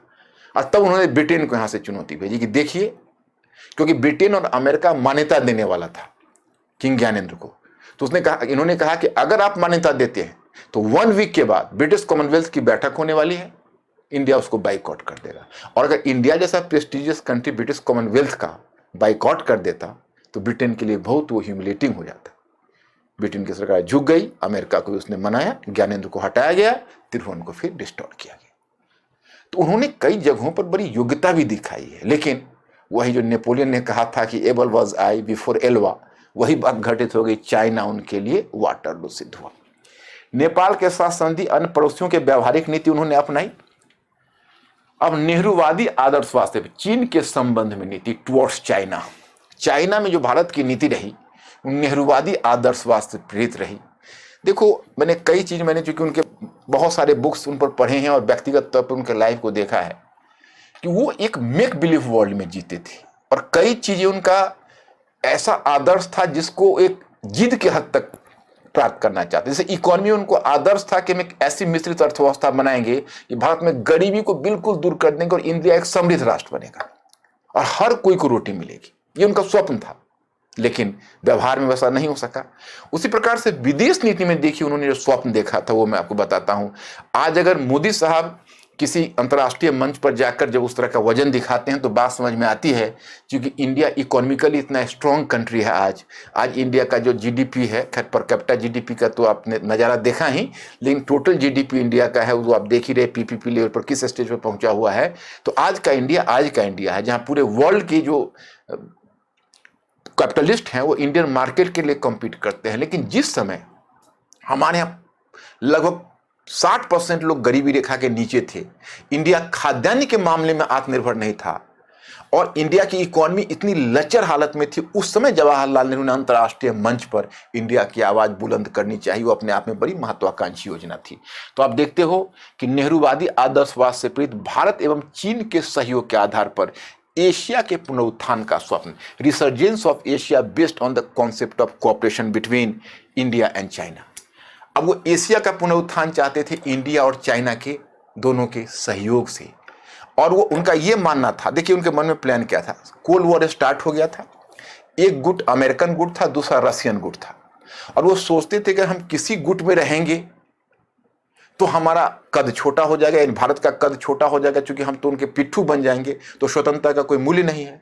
और अगर इंडिया और चाइना, जिसमें इतनी सारी समानता है, दोनों एक बार मिल जाएगी तो दोनों महाशक्तियों को एशिया से खदेड़ देंगे और एशिया का पुनरुत्थान होगा, रिसर्जेंस ऑफ एशिया। वही एशिया जो 17वीं सदी में था, जो पूरे वर्ल्ड की इकोनॉमी पर हावी था, वही एशिया सामरिक, आर्थिक, हर ढंग से दुनिया के शीर्ष पर होगा। और अमेरिका और रूस भी एशिया की तरफ देखते रहेंगे अपलक और ललचाई नजरों से। तो जो स्वप्न बुन रहे थे उनका यही स्वप्न था, और वह स्वप्न उन्होंने तभी देख लिया था जब चीन स्वतंत्र होकर एक गणतंत्र के रूप में 1949 में स्थापित हुआ था। हालांकि जिसमें वो गणतंत्र के रूप में स्थापित नहीं हुआ था तो अभी उन्होंने ख्वाब देखा था। उनका ख्वाब थोड़ा पहले से था, क्योंकि इंडिया ने 1947 में जिस समय स्वतंत्रता हासिल की थी और प्रधानमंत्री थे, उस समय चीन का शासक चियांग काई शेक था, जो कुमिंगतांग दल का था। मैं उस इतिहास में नहीं जाना चाहूंगा। और चियांग काई शेक की जो मिसेज चियांग काई शेक थी, वो बहुत प्रबुद्ध महिला थी अपने समय का, बहुत ही मतलब फ्लुएंट इंग्लिश स्पोकन मानी जाती थी, जबकि चियांग काई शेक उतना इनलाइटेड नहीं था। तो जवाहरलाल नेहरू से चियांग काई शेक और उनकी जो मिसेज चियांग काई शेक है, उनका बड़ा गहरा संबंध रहा और दोनों के बीच बहुत अच्छा कम्युनिकेशन था, दोनों के बीच एम्बेसडर्स के आदान प्रदान थे। और इंडिया की आज़ादी में भी ब्रिटिश पर दबाव डालने में अमेरिकी रूजवेल्ट के साथ साथ चियांग काई शेक का भी हाथ रहा था। अगर हमें लगता है कि माओ सेतुंग की सरकार गठित नहीं होती और चियांग काई शेक की सरकार अगर चीन में रह गई होती, हम उम्मीद करते हैं, हालांकि चियांग काई शेक होता तो एक चीज ये होती कि चीन कोल्ड वॉर का हिस्सा बन जाता और प्रो अमेरिकन उसका अप्रोच हो सकता था और हो जाता। लेकिन यह भी सही है कि तब वो भारत के लिए वैसा खतरा नहीं होता जो माओ सेतुंग के टाइम में हुआ। तो खैर, तो उनका ये स्वप्न था और ये स्वप्न उसी समय से उन्होंने देखना शुरू कर दिया था, दोनों गुटों के प्रति संतुलित करने का कदम, to counter balance both the blocks. स्वप्न यह था कि हम अमेरिका को भी और सोवियत रशिया को भी, दोनों को हम मतलब अपने, जब हम चाइना और एशिया की समझ शक्ति होगी और एशियो अफ्रीकन कंट्रीज चीन और भारत के पीछे होंगे, तो चीन और भारत के कोलैबोरेशन और उसमें सारे एशियन देश, हालांकि वो कहते थे गुट निरपेक्ष आंदोलन की जब वो बात करते थे तो कहते थे कि हम गुट निरपेक्षता की बात कर रहे हैं, तीसरे गुट की बात नहीं कर रहे हैं, you should not confuse it with the block. लेकिन सच्चाई यह थी, कहीं ना कहीं यह बात उनके मन में थी कि एशियो अफ्रीकन कंट्रीज पीछे होंगे और चीन और भारत के बीच का कोलैबोरेशन होगा और भारत का पुनरुत्थान होगा। नव स्वतंत्र एशियाई अफ्रीकी देशों का नेतृत्व, leadership to newly independent Asio African countries. उनका स्वप्न वही था जो मैंने बताया कि एशियो अफ्रीकन कंट्रीज को लीड करेगा और ज्वाइंट पावर चाइना और इंडिया का। चीन को सोवियत रूस से पृथक कर एशिया की ओर मोड़ना, to redirect China towards Asia. जैसे आप चीन का अगर राष्ट्रीय आंदोलन देखेंगे तो आप देखेंगे कि एक तरफ अगर संयुक्त राज्य अमेरिका का गुट उसे दबाने का प्रयास कर रहा था, तो दूसरी तरफ सोवियत रूस उसे दूसरे रूप में संरक्षण दे रहा था। और सोवियत रूस के ही संरक्षण में चीन में वो चीनी क्रांति सफल हुई थी। तो जाहिर है कि दोनों कम्युनिस्ट कंट्री थे। तो 1950 में जब चीन ने सोवियत रूस के साथ समझौता किया तो नेहरू को थोड़ा धक्का पहुंचा। नेहरू को लगा कि यार ये तो सोवियत रूस के गुट में अगर चीन जाता है तो फिर एशियाई नहीं रह जाएगा, क्योंकि सोवियत रूस को यूरोपीय पावर समझते थे। तो अगर एशिया का पुनरुत्थान होना है तो सोवियत रूस से चीन को अलग करना पड़ेगा, पृथक करना पड़ेगा। और उन्होंने वही पृथक करने की योजना बनाई थी कि अगर हम चीन के साथ मित्रता कायम करेंगे तो धीरे धीरे उसको सोवियत रूस के खेमे से बाहर खींच लेंगे। भारत के प्रति चीन की नीति अवसरवाद से प्रेरित। The policy of China towards India was guided by अपॉर्चुनिटिज्म। लेकिन कई बार क्या होता है कि आप जितनी उदात्त बातें, माने what are you thinking in sublime form, it is not essential and it is not compulsory and it is not you can say although desirable but always not possible. Even your adversary is just thinking on the same pattern. तो वही हो रहा था कि हम लोग तो बहुत स्वप्न बुन रहे थे चीन को लेकर, लेकिन चीन का अपना बड़ा ही अपॉर्चुनिस्टिक कदम था माओ सेतुंग का, क्योंकि जो कम्युनिज्म है वो कम्युनिज्म अपने अपॉर्चुनिटिज्म को एक मेथड के रूप में देखता है और माओ सेतुंग ने कहीं ना कहीं हमारा यूज करने की योजना बनाई। देखो, चीन को भारत का सहयोग निम्नलिखित मुद्दों पर आवश्यक था। अब चीन को भारत का सहयोग चाहिए था। Indian support on following issues. First, Taiwan का मुद्दा, द इश्यू ऑफ ताइवान। बच्चों, आप लोग चीन की जो स्वतंत्रता आंदोलन देखोगे तो मैंने अभी आपको चियांग काई शेक बताया जो कुमिंगतांग दल का है, और मैंने यह भी आपको बताया कि चीन में एक गृह युद्ध के बाद after civil war and then there was the formation of Chinese republic, तो जो सिविल वॉर हुआ उसमें सिविल वॉर में दूसरा पार्टी था चियांग काई शेक। तो जब कुमिंगतांग दल से जब ये 4 वर्षों तक लड़ाई चली तो पहले तो चियांग काई शेक का पलड़ा भारी हुआ, लेकिन फिर चूंकि पीजेंट्स का भी सपोर्ट था तो माओ सेतुंग की जीत हुई और पूरे क्षेत्र पर माओ सेतुंग कब्जा करते हुए आगे बढ़ा। तो लगभग 50 लाख लोगों को लेकर चियांग काई शेक चला गया ताइवान जलडमरू मध्य पर, और वो ताइवान पर पहुंच गया और ताइवान में ही वो इस्टेब्लिश हो गया। और जब ताइवान से माओ सेतुंग खदेड़ना चाहा तो जाकर अमेरिका ने वहां पर उसको परमाणु छतरी दे दी, कहा चीनी गणतंत्र को कि आप उधर मत बढ़ना, नहीं तो आपको फिर परमाणु हथियार का खतरा का सामना करना पड़ेगा। You can very well imagine कि एक ताइवान जल डमरू मध्य क्राइसिस भी हुआ था माओ सेतुंग के टाइम में, जिसमें राष्ट्रपति आइजनहावर ने न्यूक्लियर वेपन्स तक प्रयोग करने की धमकी चीन को दी थी। तो मैं आपको ये बताना चाहता कि ताइवान 2 कंट्री अमेरिका ने बना दिया। तो जवाहरलाल नेहरू, पहली बात तो मैं बताऊं कि जब 1949 में चीन का गठन हुआ था तो India was the first non communist nation to recognize it. Pakistan से ही पहले, मैंने दिसंबर लास्ट में इंडिया ने इसको एक्सेप्टेंस दे दिया था, दिसंबर 1949 में, और पाकिस्तान में ने जनवरी के अर्ली में उसको एक्सेप्ट किया, लेकिन इंडिया ने उससे पहले ही एक्सेप्ट कर लिया था। और फिर उसके बाद आप समझ सकते हो कि तब ब्रिटेन को भी अपनी जरूरत थी, क्योंकि ब्रिटेन को जरूरत यह थी कि वो कहीं ना कहीं चाहता था, अभी भी आप देखते हो कि उसके अपने कुछ सामरिक और इकोनॉमिक इंटरेस्ट चाइना के साथ थे, तो फिर आगे चलकर उसने भी उसको स्वीकृति दे दी थी। तो उसी प्रकार से तो अब ताइवान का मुद्दा, ताइवान तो सेपरेट हो गया, और जवाहरलाल नेहरू ने आरंभ से ही नारा दिया कि 1 चाइना पॉलिसी, चाइना एक है, ताइवान उससे अलग नहीं है, वो भी चाइना का अभिन्न अंश है। और इस प्रकार से उन्होंने ताइवान को मान्यता नहीं दी। और इधर संयुक्त राष्ट्र संघ की सदस्यता, the issue of membership of UN.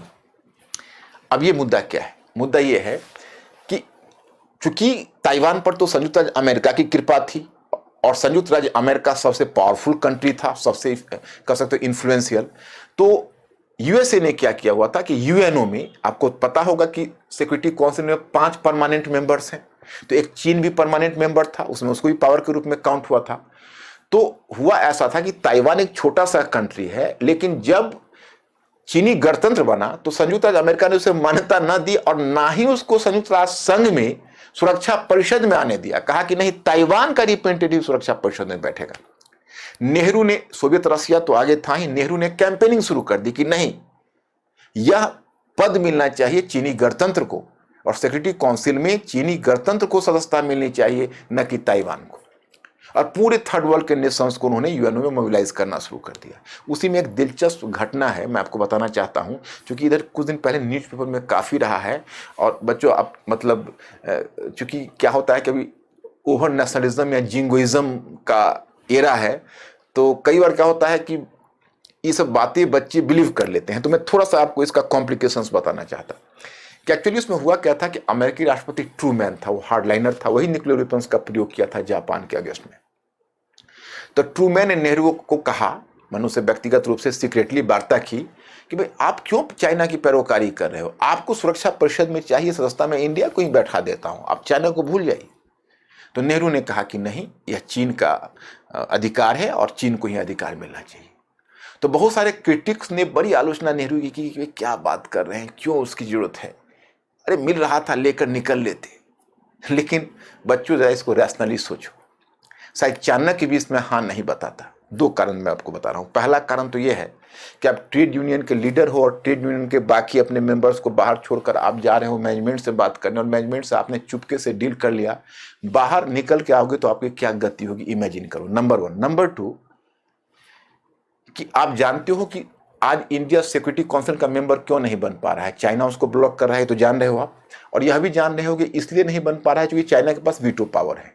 4 security council के 4 मेंबर्स इंडिया के मेंबरशिप के लिए अप्रूव करने के लिए तैयार है, एकमात्र चाइना ने ब्लॉक किया हुआ है। तो उस समय अगर इंडिया को अमेरिका लाना चाहता तो सोवियत रूस वीटो कर देता, क्योंकि सोवियत रूस इसको बर्दाश्त सहन नहीं करता, ये अमेरिकी गुट में चला गया। तो ऐसी स्थिति में इंडिया की कितनी भद पीट थी आप अनुमान कर सकते हो, पद भी नहीं मिला, दुनिया में ही बदनामी हुई, और हमारा तो कैरियर शुरू होने से पहले ही समाप्त हो जाता। तो इसको इस एंगल से सोचने की जरूरत है। तो ये हुआ संयुक्त राष्ट्र संघ की संस्था। एशियाई अफ्रीकी देशों में साम्यवादी चीन की पहचान को स्थापित करना, बांडुंग सम्मेलन 1955। अब आपको आश्चर्य होगा, यही चीन जिसने भारत का इतना मान मर्दन किया, जब 1955 में बांडुंग सम्मेलन में गया था तो चीन को बुलाकर लाया था जवाहरलाल नेहरू ने, और चाउ एन लाई जो जवाहरलाल नेहरू के साथ पीछे पीछे ऐसे घूम रहा था जैसे छोटे भाई की तरह, और जवाहरलाल नेहरू उनका परिचय करवा रहे थे, मिलिए, क्योंकि दुनिया इतनी जल्दी एक साम्यवादी सरकार को मान्यता नहीं देती। लेकिन चीन को इस प्रकार से नेहरू ने अंतर्राष्ट्रीय मंच पर प्रमोट किया था। बांडुंग सम्मेलन 1955 में हुआ था, जिसमें 29 एशियो अफ्रीकन कंट्रीज ने हिस्सा लिया था। वो एक बड़ा ही थर्ड वर्ल्ड का बड़ा ही महत्वपूर्ण सम्मेलन था, और वहां पर भी नेहरू ने इनकी पैरोकारी की थी। नेक्स्ट वन, चीन की महत्वाकांक्षा। एशियाई अफ्रीकी देशों का नेतृत्व भारत के हाथ से छीनना। देखो, चीन में एक स्वाभाविक रूप से है कि मिडल कंट्री, माने एक फील ग्रेट फैक्टर चाइना में हमेशा है। चाइना अपने आप को हमेशा हेवनली किंगडम मानता रहा है कि मैं स्वर्गिक हूँ, हमारे शासक हैं वो देवता हैं और हम दुनिया के श्रेष्ठ हैं। मिडल किंगडम का कॉन्सेप्ट है कि मिडल में हम हैं, दुनिया सब आगे पीछे। तो चीन का मानना था कि हमारे रहते हुए भारत लीड कर रहा है थर्ड वर्ल्ड कंट्रीज का, हम किसी तरह से गुटनिरपेक्ष आंदोलन भारत के हाथ से छीने, इसको इतना हम ह्यूमिलिएट कर दें कि अंतर्राष्ट्रीय मंच पर भारत का लीडरशिप समाप्त हो जाए। तो एक महत्वाकांक्षा ये भी है। और गुटनिरपेक्ष आंदोलन को विफल बनाना, जो नेक्स्ट वन पार्ट हमने बताया है, और स्वतंत्र देशों को मार्क्सवाद के मॉडल की ओर आकर्षित करना। एक नेहरू उसके लिए और भी खतरा थे। एक्चुअली हुआ क्या था कि साम्यवादी जो उग्र समाजवादी मॉडल है, तो लोग तो सोवियत रशिया में देख चुके थे, लेनिन के काल में वॉर कम्युनिज्म भी देख चुके थे, स्टालिन के समय जो कलेक्टिवाइजेशन ऑफ एग्रीकल्चर हुआ था जिसमें 50 लाख लोग को निर्वासित किया गया था और 10 लाख लोग मारे गए थे। तो जितनी क्रूरतापूर्वक आर्थिक नीति का कम्युनिस्ट ने इम्प्लीमेंटेशन किया था, तो उससे दुनिया तो थोड़ी डरी हुई थी, तो इतनी जल्दी कम्युनिज्म को एक्सेप्ट करने में परेशानी थी। लेकिन दूसरी तरफ जो अमेरिकन कैपिटलिज्म था वो भी अपने ढंग से क्रूअल था। तो थर्ड वर्ल्ड के कंट्रीज कंफ्यूज थे। उसमें नेहरू ने मिक्स्ड इकोनॉमी का एक मॉडल लेकर पेश कर दिया कि भाई स्टेट का भी रोल होगा, प्राइवेट सेक्टर का भी रोल होगा। तो जो मिक्स्ड इकोनॉमी का डिरिजिस्टे जिसको बोलते हो, तो उसका मॉडल प्रस्तुत किया, तो चीन को लगा कि जब तक ये नेहरू रहेगा हम एक साम्यवाद की तरफ दुनिया को आकर्षित नहीं होने देगा, ये मार्क्सवाद से मोड़ रहा है बाकी देशों को। तो अगर हम इंडिया को डिग्रेड कर देते हैं तो डेफिनेटली हमारा रुतबा ज्यादा वर्ल्ड में होगा, और फिर मार्क्सवादी विचार के प्रति एशियो अफ्रीकन कंट्रीज भी आकर्षित होंगे। तो कहीं ना कहीं ये महत्वाकांक्षा भी उसकी थी। नेक्स्ट वन, नेहरू की सरकार की निर्णय की भूल। अब नेहरू की सरकार की निर्णय की भूल है क्या है वो मैं आपको बताता हूं, तो आपको समझ में आ जाएगा। एक है शिमला कॉन्फ्रेंस 1914 एवं मैकमोहन लाइन के माध्यम से ब्रिटिश के द्वारा तिब्बत को बफर क्षेत्र के रूप में स्थापित। Tibet established as a buffer region. देखिए, जैसे अभी मैंने आपको एक चीज बताई थी, याद होगा, थोड़ा सा उत्तर पश्चिम में रशिया वर्सेस ब्रिटेन बताकर हमने डुरन लाइन की चर्चा की थी, आपको याद होगा। अब मैं थोड़ा आपको मैकमोहन लाइन बताना चाहता। मैकमोहन लाइन ये बताना चाहता कि एक्चुअली हुआ था ऐसा कि चाइना के दक्षिण में तिब्बत था और तिब्बत हमारा पड़ोसी था। तो उसमें कुछ इस तरह की घटना थी, और भारत का तिब्बत से एक बार लंबा संबंध रहा था पहले से भी। और उधर जो चीन आया, चीन की जो साम्यवादी सरकार आई, तो एक तो चीन को खुद भी बहुत तरह का कंफ्यूजन होता है। चीन को ऐसा लग रहा था कि साम्राज्यवाद ने जो हमारा सेंचुरीज का ह्यूमिलिएशन है और जो इंपेरियलिस्टिक पावर है, उन्होंने हमारे वैध भूभाग को बहुत जगह छीना हुआ है। अब उसके दिमाग में बात बैठी हुई थी कि एक समय था कि इस पूरा एरिया हमारा था, तिब्बत हमारा, बर्मा हमारा, नेपाल, भूटान, सिक्किम, बंगाल, थाईलैंड, ये सब हमारा क्षेत्र था, जिसको साम्राज्यवादी शक्तियों ने छीन लिया। अब चीन के साथ है कि चीन हमेशा इस तरह की गलतफहमी का शिकार होता है। अब देखिए, वो दक्षिण चीन सागर पर और पूर्वी चीन सागर पर जो दावा कर रहा है, वहां जो स्टैंड ऑफ कर रहा है, जैसे वियतनाम और फिलीपींस से और जापान से, तो इसके पीछे उसका तर्क क्या है? अरे 1533 में एक जेंग हे हुआ करता था, उसको चीन का कोलंबस कहा जाता था। उसने कई एक तरह से नौसेना का अभियान किया था उसने, और कई नाविक अभियान, 7 नाविक अभियान किए थे। उसमें वो दक्षिण चीन सागर की तरफ भी गया था, फिर वो हिंद महासागर से होते हुए अरब सागर में अफ्रीका के पूर्वी कोस्ट तक गया था। उसके आगे अफ्रीका के पश्चिमी कोस्ट तक नहीं जा सका, तभी मिंग डायनेस्टी की सरकार थी और आगे सरकार ने उसको, इस प्रोजेक्ट को ही बंद कर दिया। तो अब जहां जहां वो गया उसको अगर चीन दावा करे तो ये अपने आप में बहुत गलत बात है, क्योंकि फिर तो वो अरब सागर पर भी दावा कर ले, वो हिंद महासागर पर भी दावा कर ले। तो इस तरह की बात थी। ये बातें बहुत तर्कयुक्त नहीं थी, लेकिन अब चीन को लगता था कि तिब्बत, और तिब्बत वाकई में चीन का, पर तिब्बत का वर्चस्व रहा था, इसमें कोई डाउट नहीं है। बर्मा और नेपाल भूटान तो नहीं, लेकिन तिब्बत पर रहा था। हाँ, नेपाल भूटान वगैरह उसके अधीनता एक तरह से थे, मतलब वो, उनको लगता था कि हाँ इंडो चाइना उसके अधीनता के अंतर्गत थे, लेकिन इसका मतलब ये नहीं कि वो उसका पार्ट था। अब मान लो मुगल यहाँ भारत पर रूल किया तो सेंट्रल एशिया में काबुल पर बाबर का कब्जा था, अकबर का कब्जा था, तो काबुल पर हम तो क्लेम नहीं कर सकते ना। तो उसी प्रकार से ये चीज चाइना का ये जस्टिफाइड नहीं था। हाँ, तिब्बत पर उसका वर्चस्व रहा था लंबे समय तक। तो अब हेनरी मैकमोहन को लगता था, जो जिसको मैकमोहन लाइन खींचा, उसमें घटना ये हुई कि आप लोग चीन का इतिहास पढ़ोगे तो वहाँ पर 1911-12 में चीन में एक मूवमेंट हुआ, और मूवमेंट के बाद वहाँ पर एक सरकार स्थापित हुई थी। उस सरकार को कहते थे कुमिंगतांग, कुमिंगतांग दल की सरकार। डॉक्टर सन्यास सेन बाद में राष्ट्रपति बने थे, पहले युवान शिकाई फिर डॉक्टर सन्यास सेन। तो क्या हुआ था कि उसने मंचू वंश एक चीन में चला आ रहा था, जो सैकड़ों वर्ष से पुराना वंश था, उसको विस्थापित करके फिर ये कुमिंगतांग की सरकार स्थापित हुई थी। तो चीन में बहुत हलचल हुई, तो चीन अव्यवस्था का शिकार हुआ। तो इसका लाभ उठाकर तिब्बत ने अपनी स्वतंत्रता की घोषणा कर दी। जब तिब्बत ने स्वतंत्रता की घोषणा कर दी तो ब्रिटिश को लगा कि जो चीन में जितनी हलचलें चल रही है, तो मैं आगे आपको बताऊंगा कि चीन से हमेशा भारत की सुरक्षा का खतरा होता है, जो मैं आपको बताऊंगा। जैसे आप इंडिया का अगर आप थोड़ा सा मैप अगर विजुअलाइज कर सकते हो तो मैं आपको बताऊं, एग्जैक्ट तो मैं आपको नहीं खींच के बता पाऊंगा, लेकिन मैं एक एरिया आपको बता रहा हूं। जैसे देखिए,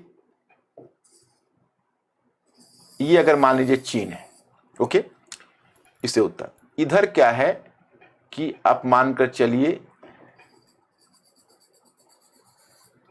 अब यह है नेपाल है, अगर मान के चलिए, और फिर आप एक आपने नाम सुना होगा, मैं बताना चाहता हूं, सिल्लीगुड़ी कॉरिडोर का नाम सुना होगा, जिसको कहते हैं चिकेन नेक। तो हम ये बताना चाहते हैं कि जैसे ये बंगाल है, ये बंगाल है, तो ये बंगाल है, तो ये बंगाल का ही पार्ट में ये, अच्छा, और ये भूटान है, ये भूटान है, और ये सिक्किम है, और सिक्किम के बगल में सिल्लीगुड़ी, जो सिक्किम के बगल में है वो सिल्लीगुड़ी, उसको कॉरिडोर बोलते हैं, चिकेन नेक बोलते हैं। और चाइना मान लीजिए यहाँ है, तो चाइना यहाँ है, तो ये चुम्बी वैली है। अब चुम्बी वैली यही है, और चुम्बी वैली में एक पार्ट भूटान का आता है। मैं एक एग्जैक्ट नहीं आपको दिखा सका, मैं एक थोड़ा सा आइडिया आपको, इधर से एक पार्ट भूटान का आता है, एक पार्ट इंडिया का आता है, और एक पार्ट चाइना का आता है। यहीं पर डोकलाम में स्टैंड ऑफ हुआ था। तो चीन हमेशा क्या करता है, चुम्बी वैली में आने का प्रयास करता है, और इंडिया चाहता है कि भूटान वहां पर बफर क्षेत्र के रूप में बना रहे। तो चीन अगर चुम्बी वैली में आ गया तो फिर एक दिक्कत यह होगी आपको कि वो अगर चिकेन नेक पर किसी तरह से कब्जा कर लिया, इंडिया में फ्यूचर में वॉर हुआ, तो हमारा जो नॉर्थ ईस्ट का जो रीजन है, जैसे असम है, वो असम और नॉर्थ ईस्ट का रीजन है, वो इसी सिल्लीगुड़ी कॉरिडोर से इंडिया से जुड़ता है। आप ऐसे बंगाल से आओगे तो सिल्लीगुड़ी कॉरिडोर से आप असम में घुसते हो। अगर वह ब्लॉक हो गया, सिल्लीगुड़ी कॉरिडोर या चिकेन नेक चुम्बी वैली के जस्ट निकट है, तो फिर क्या होगा कि आपका ये पूरा का पूरा रोड ब्लॉक हो जाएगा, आप नॉर्थ ईस्ट में जा ही नहीं सकते, इंडिया नॉर्थ ईस्ट से कट जाएगा। तो इसलिए देखो समस्या क्या है कि तब आपके पास नॉर्थ ईस्ट में जाने का एक ही उपाय है कि आप बांग्लादेश से रास्ता मांगो, और बांग्लादेश आपको नॉर्थ ईस्ट में भेज देगा। बांग्लादेश में अब डिपेंड करता है कि वहां पर कोई फ्रेंडली सरकार हो। अगर बांग्लादेश में फ्रेंडली सरकार नहीं हुई तो आपको क्यों देगी। जैसे हमको याद है कि 2009 में वहां पर जब शेख हसीना वाजिद की सरकार आई है, तो जाके फिर जो मुजीबुर रहमान की बेटी है तो इंडिया से फ्रेंडली रही है, और उससे पहले जो बेगम खालिदा जिया थी वो एंटी इंडियन थी। तो हमारे साथ प्रॉब्लम क्या होता था, अब अगर बांग्लादेश ने रिफ्यूज किया और आपका सिल्लीगुड़ी कॉरिडोर गया तो आपके पास फिर एक रास्ता है, आपको बर्मा से दोस्ती होनी चाहिए, और बर्मा क्या करेगा, कलकत्ता से, जैसे कलकत्ता है तो अब मान लीजिए ये कलकत्ता है और कलकत्ता में ये कलकत्ता का बंदरगाह है, तो इधर बर्मा है और बंगाल की खाड़ी क्रॉस करके यहाँ पर बर्मा में एक सीटवे बंदरगाह है। तो ये कलकत्ता से आप सीटवे बंदरगाह पर पहुंच सकते हैं, और फिर बर्मा होकर तब आपका नॉर्थ ईस्ट इधर है, तो फिर बर्मा होकर फिर नॉर्थ ईस्ट में आप जा सकते हैं। तो अगर सिलीगुड़ी कॉरिडोर गया तो आपको बांग्लादेश का पहले चाहिए, और बांग्लादेश अगर नहीं रहा फ्रेंडली तब तुमको बर्मा का चाहिए, कि बर्मा वाला तो बहुत डिफिकल्ट है ना, फिर तो आपको उसके लिए तो बंगाल की खाड़ी में घुसना पड़ेगा।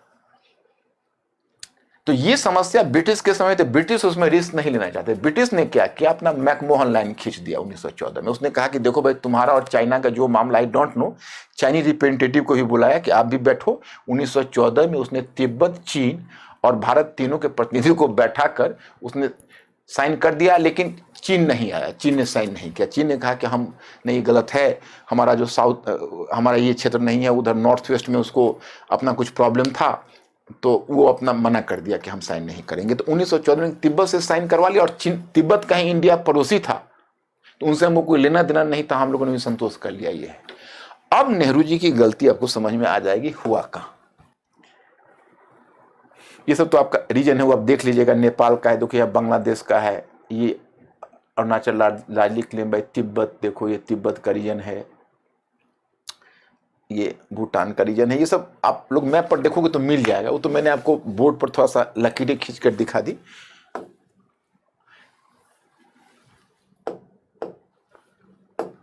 जैसे ये हो गया 1950 में चीन का तिब्बत पर। अब चीन ने तिब्बत पर कब्जा करने की पूरी योजना बना ली, उसमें नेहरू को कठोर होना चाहिए था। वहां दिक्कत यह थी कि नेहरू का अप्रोच इतना एंटी अमेरिकन था कि अमेरिका के जेन्युइन जो कंसर्न है वो भी समझने के लिए तैयार नहीं थे। अब चाइना कह रहा था कि हम तिब्बत में जाएंगे, और तिब्बत के साथ हमारी पहले भी संधि हुई पड़ी थी, और तिब्बत में हमारे कुछ पैतृक अधिकार थे जो ब्रिटिश छोड़ कर गए थे। तिब्बत में हमारा वहाँ कौंसल बैठना था, वहाँ हमारा ट्रेड कौंसल बैठता था, तिब्बत में हमारे कुछ विशेष अधिकार थे एज ए नेशन, वो सब वहाँ पर पड़ा हुआ था। और चाइना तिब्बत में घुसना चाहता था। अमेरिका ने ब्रिटेन के साथ मिलकर चाइना के षड्यंत्र को काउंटर करना शुरू किया। उस समय जवाहरलाल नेहरू भावुक हो गए, वहीं से मिस्टेक शुरू हुआ। और मिस्टेक की शुरुआत क्या हुई कि के.एम. पन्नीकर जो एक हिस्टोरियन है, उनको वहां राजदूत, पहले तो के.पी.एस. मेनन थे, फिर के.एम. पन्नीकर को राजदूत बनाकर भेजा गया। और के.एम. पन्नीकर बहुत ज्यादा प्रो चाइनीज थे, तो उन्होंने चाइना के तिब्बत के मामले में नेहरू को समझाना शुरू किया कि भाई तिब्बत के मामले में इंडिया को ज्यादा अवरोध नहीं डालना चाहिए, क्योंकि आफ्टर ऑल तिब्बत उसका अंग रहा है और साम्राज्यवादी शक्तियों ने उसे अलग किया है। तो नेहरू हर स्थिति में चाइना से मित्रता करने के लिए इतने व्यग्र थे कि उस समय वल्लभ भाई पटेल, अफसोस क्या हुआ कि वल्लभ भाई पटेल 1948 के बाद फिर 1950 में उनका डेथ ही हो गया। 1948 में गांधी के डेथ के बाद ही बीमार रहने लगे, फिर उसके बाद एसेसिनेशन के बाद, और फिर उसके बाद उनका डेथ हो गया। तो जब 1949 में जब एक बार चाइना ने अटैक किया तिब्बत के ऊपर, तो इस पर तुरंत उन्होंने सेना जब भेजी, तो इस पर उन्होंने ऑब्जेक्ट किया वल्लभ भाई पटेल ने। और वल्लभ भाई पटेल ने नेहरू जी को कहा, पंडित नेहरू को, कि देखिए ये हम लोग बहुत गलत करने जा रहे हैं, क्योंकि तिब्बत हमारी सुरक्षा कवच है, वो हमारा बफर क्षेत्र है। अगर तिब्बत का बफर क्षेत्र हट गया चीन और भारत के बीच से, तो भविष्य में बहुत प्रॉब्लम होने जा रहा है। तो लोन वॉइस थे, क्योंकि विदेश मंत्री भी तो जवाहरलाल नेहरू नहीं रखते। He was the prime minister and he has dominated the external affairs department as well as he dominated external affairs department, so he did not permit even anybody to intervene into his matter. Direct ambassador से वो China में बात करते थे। तो वल्लभ भाई Patel was the lone voice who could have the some cheek over Nehru gestures, but unfortunately due to the sudden death of Vallabhbhai Patel, Nehru became completely free in conducting the Chinese policy. तो वहां से समस्या आगे शुरू हुई। अब 1950 में चीन का तिब्बत पर कब्जे के पश्चात मैकमोहन लाइन असुरक्षित हो गया। जब उसने कब्जा कर लिया तो हमारा जो मैकमोहन लाइन है उसका अब असुरक्षित होना तय था। अब वहां से हम लोग आगे बढ़ते हैं। नेहरू तिब्बत को बचाने उस मुद्दे को अंतर्राष्ट्रीयकरण करने में विफल। अब नेहरू को चाहिए था, क्योंकि अमेरिका इस मामले को यूएनओ में लाया था, जबकि नेहरू ने कृष्णन मेनन को डिफेंस मिनिस्टर बनाया था और उन्होंने कहा कृष्णन मेनन को कि आप जिसमें वोटिंग होने लगे चाइना के अगेंस्ट में, उसमें आप बाहर रहिएगा। और चाइना ने कभी यह जानने नहीं दिया, क्योंकि ब्रिटिश ने एक बड़ी चालाकी की थी। ब्रिटिश ने मैकमोहन लाइन जब खींचा था तो ब्रिटिश ने कहा था कि हम चीन की सुजेरेनिटी तब तिब्बत पर एक्सेप्ट करेंगे जब चीन तिब्बत की ऑटोनॉमी को एक्सेप्ट कर ले। तो वही कंडीशन हमें भी रखना चाहिए था चीन के पास, लेकिन चीन ने वहां बेफुल किया, तिब्बत पर कब्जा कर लिया, हम कुछ नहीं कर पाए, we could not do anything. तो that became a bad omen for the future. तो नेहरू तिब्बत को बचाने, उस मुद्दे को अंतर्राष्ट्रीय करने में विफल रहे। नेहरू तथा उनके रक्षा मंत्री कृष्णन मेनन को इस बात की गलतफहमी थी कि चीन आक्रमण नहीं कर सकता। अब देखो उन्होंने क्या किया। कृष्णन मेनन एक बहुत बड़े इंटेलेक्चुअल भी थे, 1930 से ही नेहरू से जुड़े रहे थे, नेशनल मूवमेंट में भी उनका कुछ रोल रहा था। नेहरू ने उन्हें डिफेंस मिनिस्टर बनाया और वो नेहरू खुद बुक्स की दुनिया में ज्यादा रहते थे और कृष्णन मेनन उनसे भी ज्यादा दुनिया में थे, बुक्स की दुनिया में, the world of the books. अब यू कैन से कि उनके बारे में कहा जाता है, कृष्णन मेनन के बारे में, कि उनको वो इतने मामलों के एक्सपर्ट थे कि अगर कोई न्यूक्लियर साइंटिस्ट भी बैठा हो तो उससे भी उसी तरह फ्लुएंटली वो बात कर सकते थे।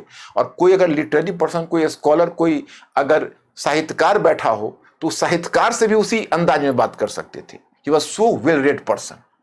उनका पूरा घर केवल पुस्तकों से भरा रहता था। तो कृष्णन मेनन बेसिकली उनका आइडियोलॉजी कम्युनिज्म की थी।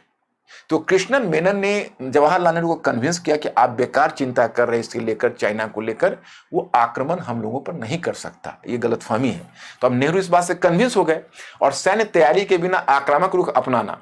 अब तीसरी गलती क्या उन्होंने की कि जैसे देखो, एक तो 1954 में पंचशील की उद्घोषणा की। तो उसमें हुआ ऐसा कि जब चीन ने तिब्बत पर कब्जा कर लिया, इंडिया को थोड़ा धक्का लगा, नेहरू ने रैशनलाइज कर लिया। और मैं आगे जैसा कि आपको मैप में बताऊंगा कि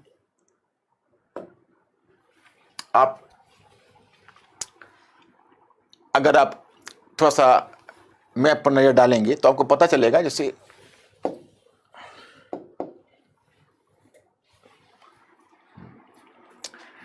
देखो ये एरिया, देखो ये तिब्बत का एरिया है।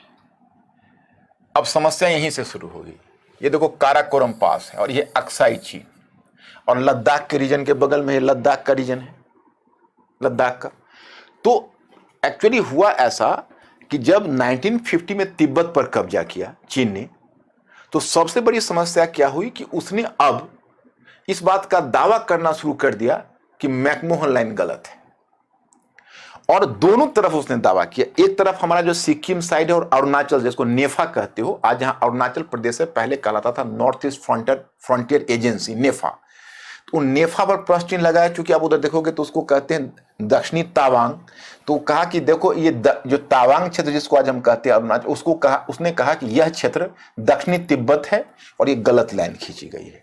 और फिर उसने उत्तर पश्चिम में भी क्लेम कर दिया। ये अक्साई चीन का जो रीजन तुम देखते हो, इस चीन को उसने अपने मैप में दिखाना शुरू कर दिया। 1959 की बात है। उससे पहले हम लोगों ने क्या किया कि 1954 में चाइना के साथ, चूंकि जवाहरलाल नेहरू का अभी नशा टूटी नहीं थी, उनको ये लगा कि हमारी उसकी मित्रता एक रंग लाएगी, ये सब गलतफहमी है। और उन्होंने रैशनलाइज किया कि भाई Tibet has remained to be the part of China since time immemorial. It is due to imperialistic policy of certain British officers. Tibet has been separated from China. So if China has made a reclaim on Tibet, it is not wrong. After all, we have to accept this. क्योंकि उसमें हम लोगों को क्या लेना देना है। इस प्रकार से कह के उन्होंने रैशनलाइज किया। और 1954 में चाओ एन लाई आया और जवाहरलाल नेहरू पंचशील, जिसकी आज तुम इतनी बातें सुनते हो, पंचशील की घोषणा हुई। पीस के 5 प्रस्ताव लाए गए। अब देखिए कितनी चालाकी चीन ने की।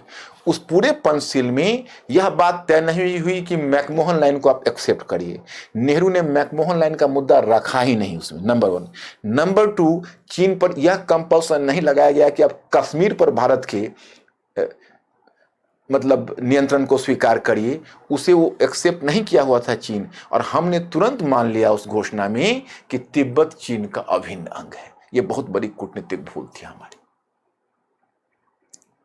अब चीन का आक्रामक रवैया वहीं समाप्त नहीं हुआ। अब हुआ आगे घटना कि तिब्बत तो बार बार भारत की तरफ गुहार कर रहा था, उधर अमेरिका और ब्रिटेन वहाँ पर विद्रोह भी छिड़वाने की कोशिश कर रहा था, कुछ वहाँ पर वेपन्स भेजने शुरू कर दिए थे, अपने सीक्रेट एजेंट्स को भेजना शुरू कर दिया था। चीन को लगता था इसमें भारत का भी हाथ है, भारत उधर अमेरिका से दूरी बनाए हुए था हर स्थिति में, तो इस कारण से वो अमेरिका कुछ सहयोग भी नहीं कर पा रहा था कि तिब्बत को बचाने में कुछ कर सके।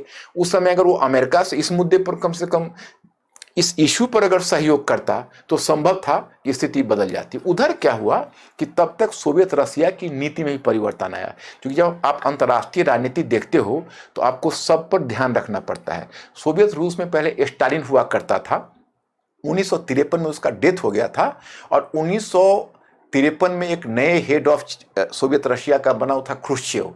तो क्रुश्चेव का और माओ सेतुंग जो चीन का था उसका आपस में नहीं बनती थी, बल्कि माओ सेतुंग को यह लगने लगा कि यह एक कमजोर टाइप का कम्युनिस्ट रूलर है, तो हम बेहतर है कि मैं अब कम्युनिज्म का अपने आप को स्टालिन का उत्तराधिकारी घोषित करते हुए ये पूरे वर्ल्ड में हम कम्युनिस्ट का झंडा अब चाइना लेकर आगे बढ़े, और इसके लिए हमें मजबूत नीति दिखानी आवश्यक है कि हम पावरफुल हैं।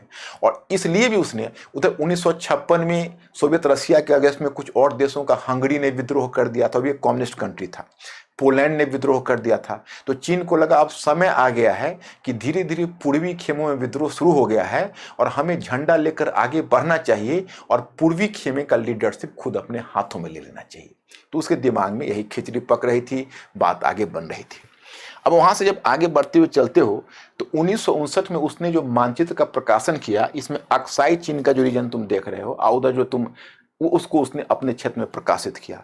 भारत ने आपत्ति प्रकट की, तो चीन ने हमेशा उनको, उसको देखोगे तो बड़ी एम्बिग्विटी होती है उसकी बात में। अब कश्मीर वाले में हमें कैसे विफुल बनाया, पहले उसने कश्मीर पर कोई बयान नहीं दिया, और जब बाद में उसने जब 1962 का वॉर हुआ तो उसने यह घोषित किया कि कश्मीर भारत का अंग नहीं है।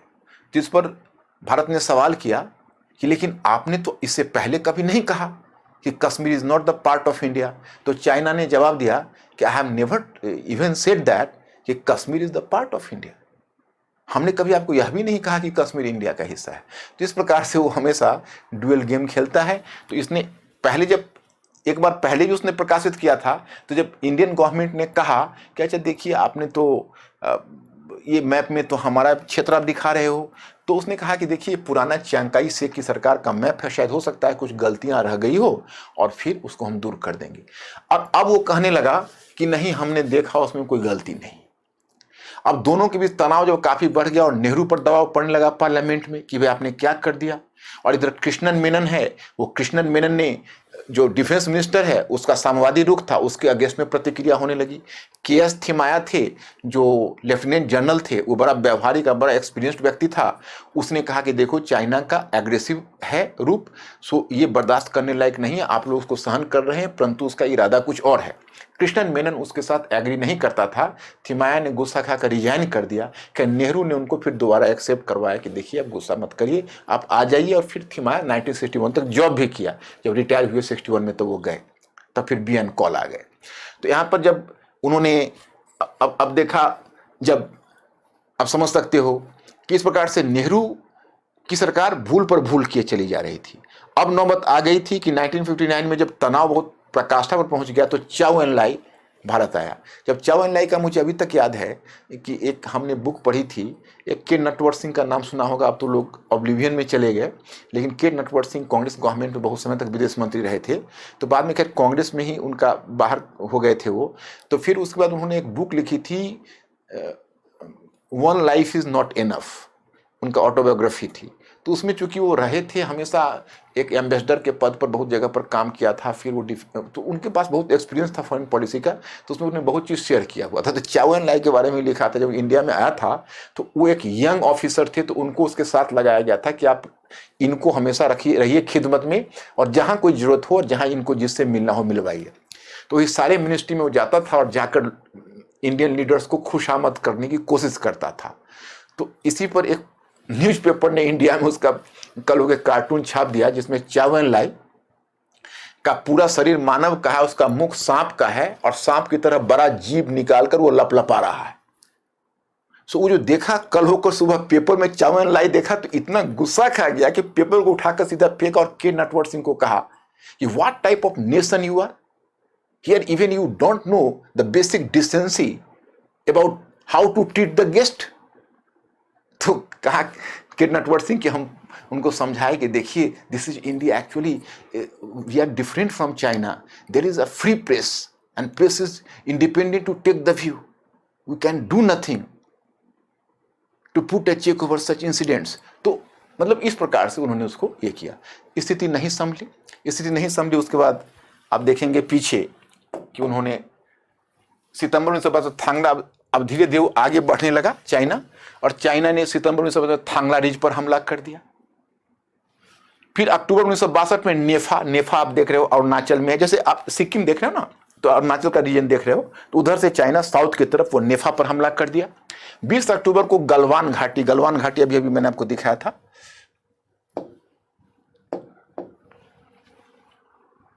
ये नेफा का रीजन है, आप देख रहे हो, ये है, ये तिब्बत, यहीं से चाइना आएगा, यहां से मैकमोहन लाइन है, यही मैकमोहन लाइन था, तिब्बत और हमारे बीच लाइन था, इसका कोई मतलब नहीं था चाइना का, वहां से हमला कर दिया।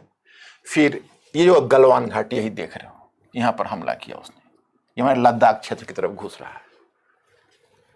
इधर पहले से ही वो काराकोरम रूट अपना बना लिया था, और अक्साई चीन में उसने पहले ही रोड बना लिया था, पहले उसकी प्लानिंग थी तिब्बत पर इन्वाइट करने से पहले। और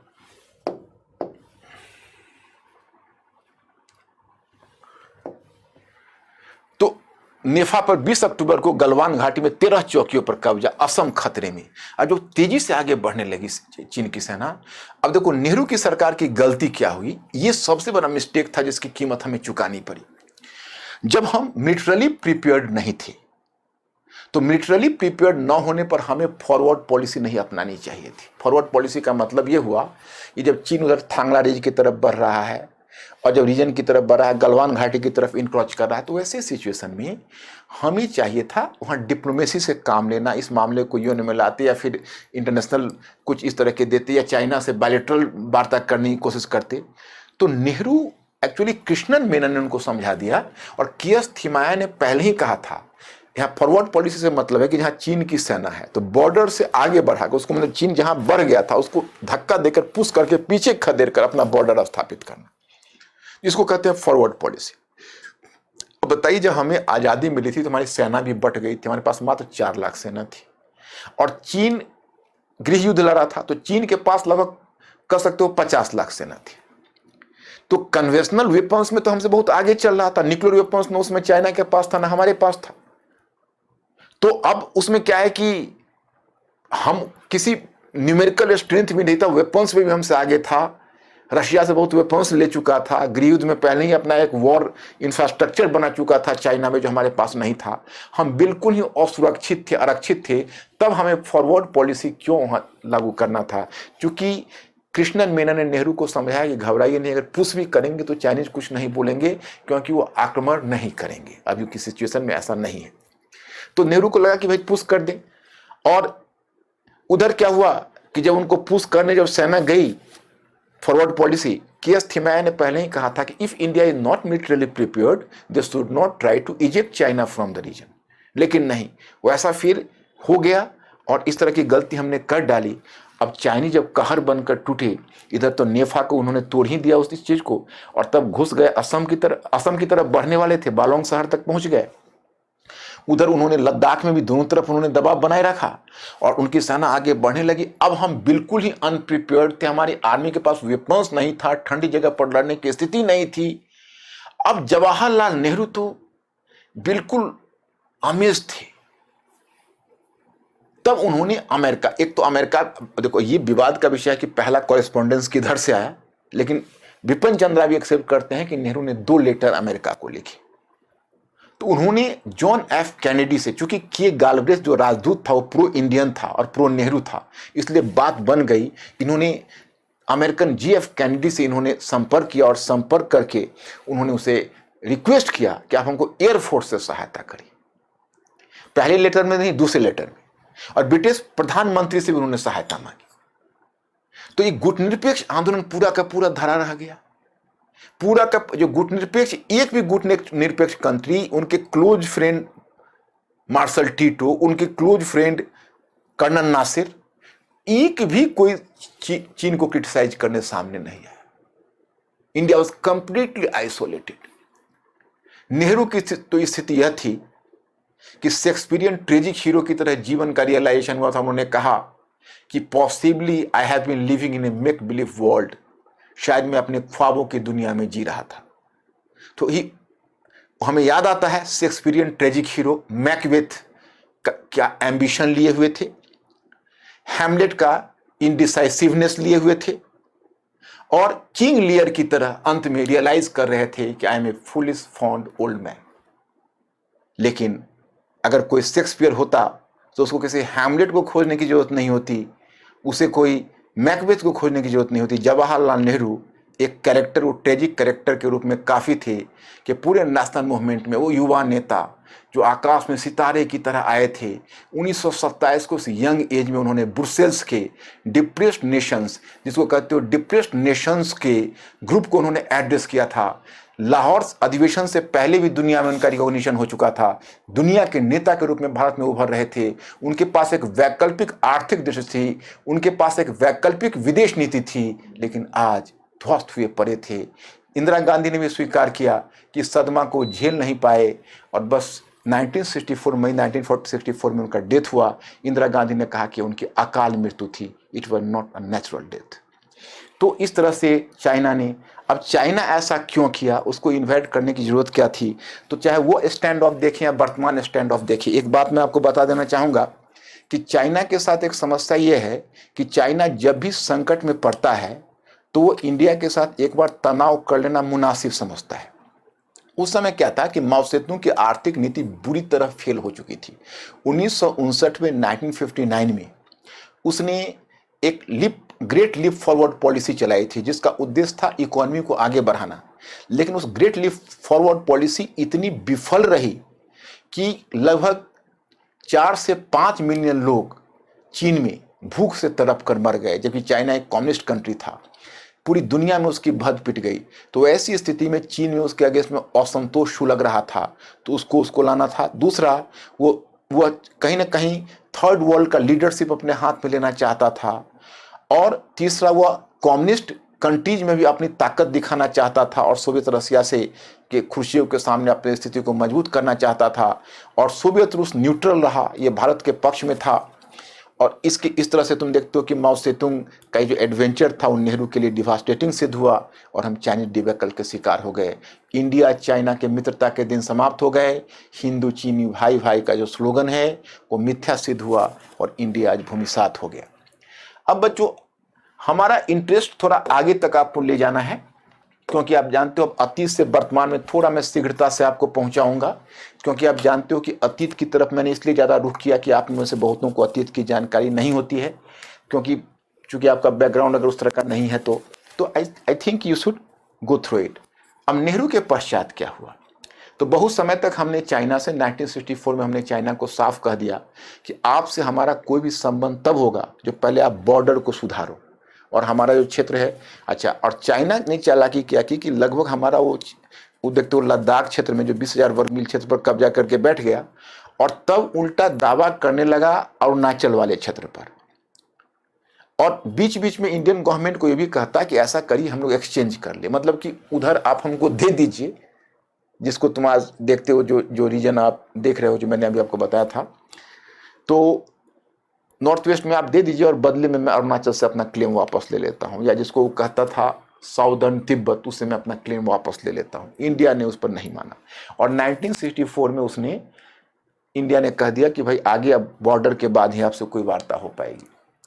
फिर श्रीमती गांधी को ऐसा लगा कि भाई लंबे समय तक चीन जैसे देश के साथ दूरी बनाए रखना ठीक नहीं है, तो उसने 1976 में चीन के साथ फिर राजनयिक संबंध को पुनर्बहाल कर दिए।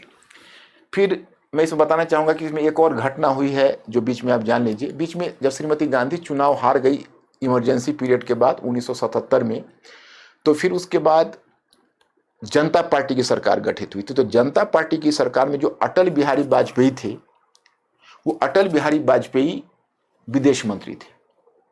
तो अटल बिहारी वाजपेयी ने फिर चीन के साथ मतलब एक यात्रा उन्होंने की थी लेकिन उसी समय चीन ने गलती कर दी, उसने वियतनाम पर आक्रमण कर दिया और वियतनाम भारत का मित्र था, तो भारत ने फिर अपना पांव पीछे खींच लिया।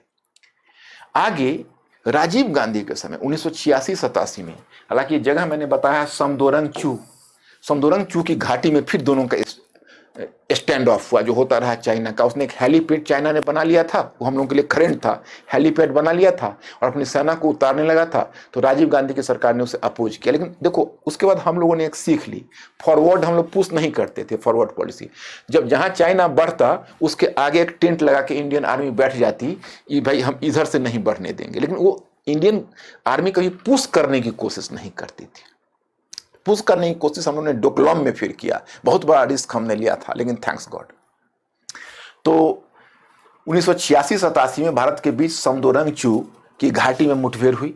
इस मुठभेड़ के बाद राजीव गांधी को भी लगा कि भाई एक लंबे समय तक उससे दुश्मनी रखना सही नहीं है, विशेषकर इसलिए कि उधर सोवियत रसिया के 1971 में भारत और सोवियत रूस के बीच संधि हुई थी, आप जानते हो, और पाकिस्तान और चीन के बीच गहरा संबंध हो गया था।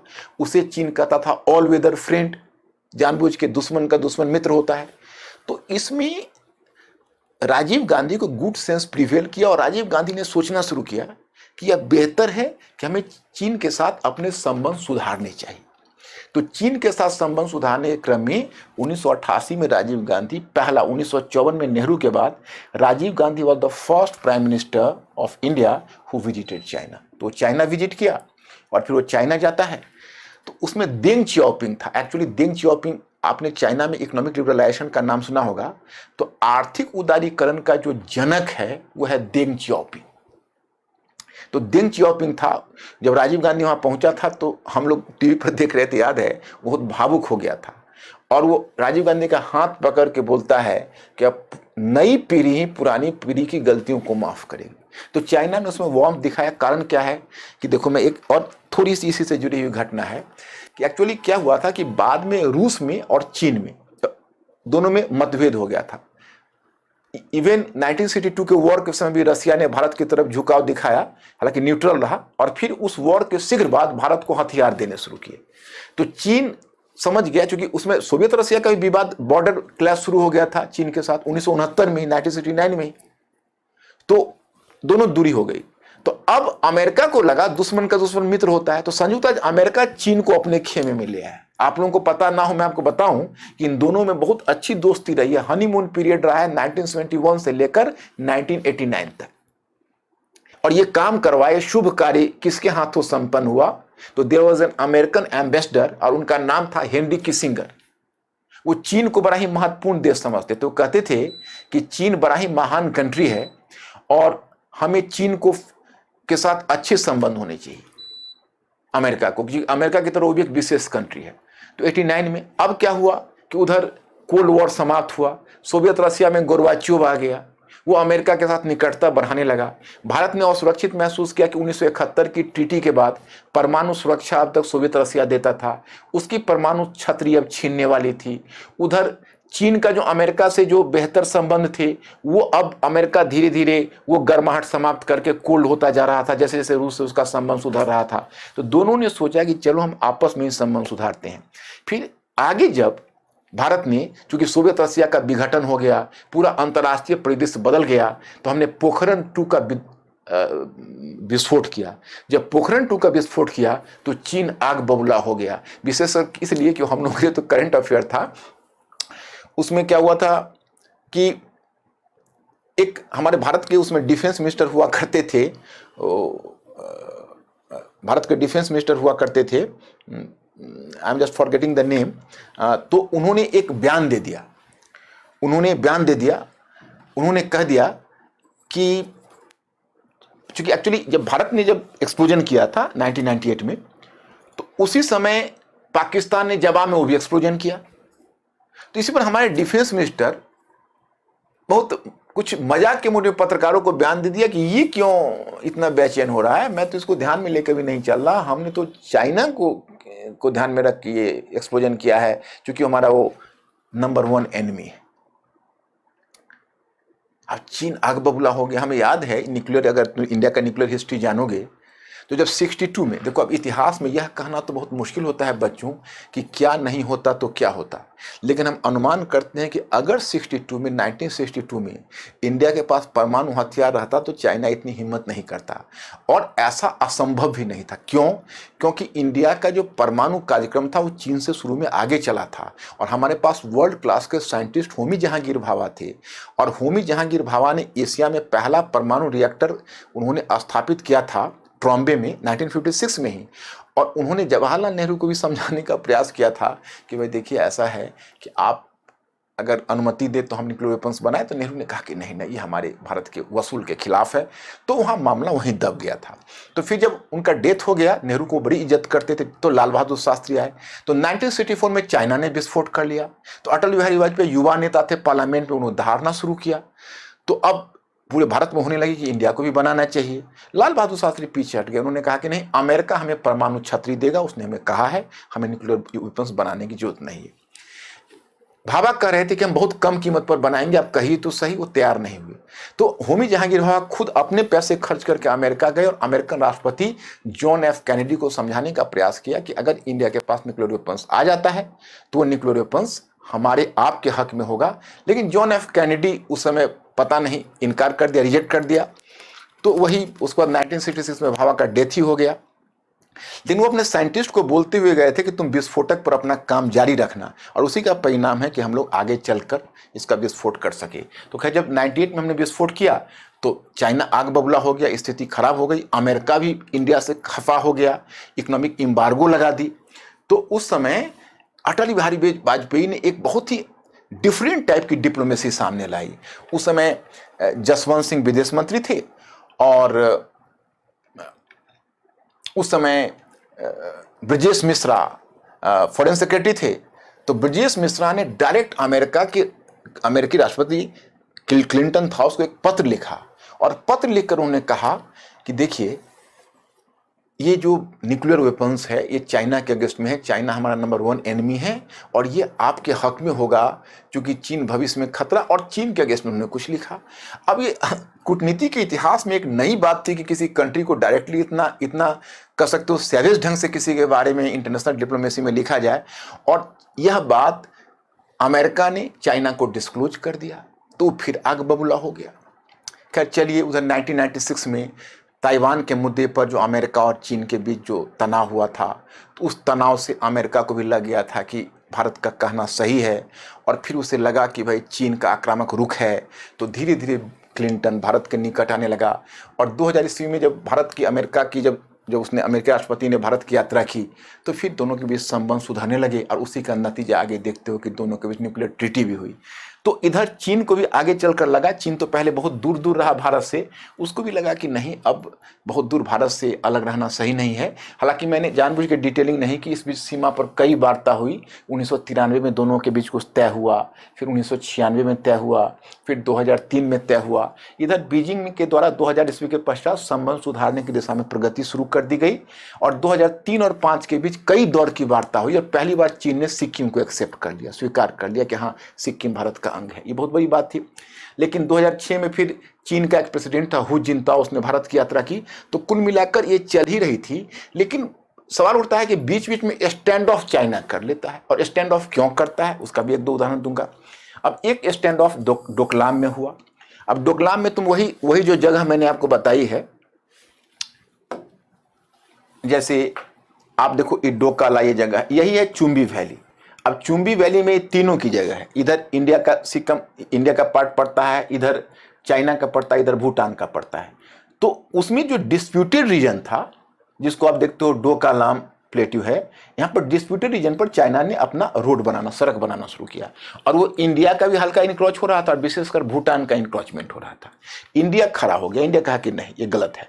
तो इंडिया जो अपनी आर्मी भेज दी, तो पहली बार चीन कह रहा है कि इंडिया ने हमारे रीजन को क्रॉस कर दिया। अब इंडिया ने क्रॉस किया हो ना किया हो, लेकिन पहली बार 2017 में हमने फॉरवर्ड पॉलिसी, नेहरू के फॉरवर्ड पॉलिसी की मिला जुला कर रिपिटेशन कर दी, लेकिन इस बार हम तैयार थे। और दूसरी बात है कि हम एक तीसरी पार्टी भूटान को भी रखे हुए थे, ताकि दुनिया को यह कह सके कि देखिए भूटान के साथ गलत हो रहा है, कमजोर नेशन है, उसको दबाने की कोशिश की जा रही। तो कुल मिलाकर चीन उसमें बड़ा एडवर्स कंडीशन में फंस गया था। 2017 में कुछ चाह कर भी नहीं कर सका, फिर तनाव हुआ, तनाव के बाद फिर आगे की स्थिति आई जो आप देखते हो कि आगे डोकलाम के बाद फिर ये जो ट्राई जंक्शन उसी को बोलते हैं जो चुम्बी वैली में हुआ, फिर हम लोगों ने फिर बातों को आगे बढ़ाई और फिर बीच बीच में संबंध सुधरते भी हैं। तो आपने वुहान वार्ता, वुहान तो दूसरे कारण से चर्चा में है, लेकिन आपको याद होगा 2018 में वुहान काफ़ी चर्चा में रहा था, क्योंकि मोदी और जो चीन के शी जिनपिंग जो प्रेसिडेंट हैं उनकी बैठक हुई थी और दोनों के बीच कॉन्फिडेंस बिल्डिंग मेजर्स हुए थे। फिर उसके बाद महाबलीपुरम, आपको याद होगा कि मोदी साहब और जो प्रधानमंत्री मोदी हैं और जो शी जिनपिंग हैं उनका कैसे महाबलीपुरम में मोदी साउथ इंडियन ड्रेस पहन के, आप याद करिए, स्मरण शक्ति आपको वो घटना याद आ जाएगी। तो देयर यू विल फाइंड कि ग्रेजुअली जो improvement in relationship, confidence building measure was encourage from both the sides. तो सब कुछ अच्छा जा रहा था। वुहान स्प्लिट के बाद महाबलीपुरम का स्प्लिट, लेकिन चीन हमेशा एहसास करा देता है कि भाई ये रिलायबल चैप नहीं है। अब क्योंकि सब कुछ अच्छा जा रहा था, तब उसने फिर वुहान बैठक के बाद महाबलीपुरम बैठक। तो अभी देखो, अब हम तुमको लेटेस्ट में ले आते हैं कि एरिया ऑफ डिफरेंस क्या है। आज वो BRI बना रहा और स्टिंग ऑफ पल्स पॉलिसी तुम कहते हो। अब देखो, BRI जिसको कहता है कि हम दुनिया में एक इंफ्रास्ट्रक्चर डेवलप कर रहे हैं, उसको कुछ लोग कहते हैं कि भाई ये मोतियों की माला नीति है, इम्पोर्टेंट वो अपने, या उसका इकोनॉमिक प्रोग्राम कम और उसका जियो पॉलिटिकल प्रोग्राम ज़्यादा है, उसका स्ट्रेटेजिक मेजर्स ज़्यादा है।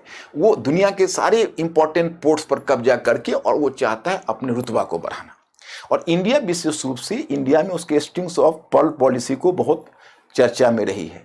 दूसरा देख तो बॉर्डर इशू आज तक नहीं निपटा है, क्योंकि फिर वार्ता कई होती है लेकिन उसमें गिव एंड टेक करना पड़ेगा और चीन गिव करने के लिए तैयार नहीं है। तीसरा है mutual distrust in Tibet and Kashmir. अब क्या है कि वो कश्मीर पर बार बार बयान बदल देता है, तो भारत भी धमकी देता है कि मैं भी तिब्बत पर अपने पुराने स्टेटमेंट को बदल सकता हूं। तो ये दोनों के बीच आप ये भी देखो, अरुणाचल प्रदेश और कश्मीर के लोगों को उसने वीजा नहीं दिया, उसके ऑफिशियली रिकॉग्नाइज वीजा नहीं दिया, उसके लिए एक स्पेशल एक पेपर बनवाया। तो ये बात वो ये एहसास कराता है कि कश्मीर तुम्हारा नहीं है और अरुणाचल तुम्हारा नहीं है। हालांकि चलो सिक्किम को तो मान्यता दे दी, लेकिन डोकलाम में वो धमकी दे रहा था कि हम सिक्किम से फिर मान्यता वापस ले लेंगे, परंतु भारत पीछे नहीं हटा। फिर the question of trade imbalance. अब ट्रेड में क्या है, दो बातें हैं। एक तो वो बैलेंस जानबूझ के अपने फेवर में किया हुआ है, मर्केंटाइलिस्ट पॉलिसी अपनाता है, और दूसरा हम उसको कच्चे माल का निर्यात करते हुए हमें मैन्युफैक्चर्ड गुड्स का करता है। तो ये इम्बैलेंस भी दोनों के बीच चिंता का कारण होता है।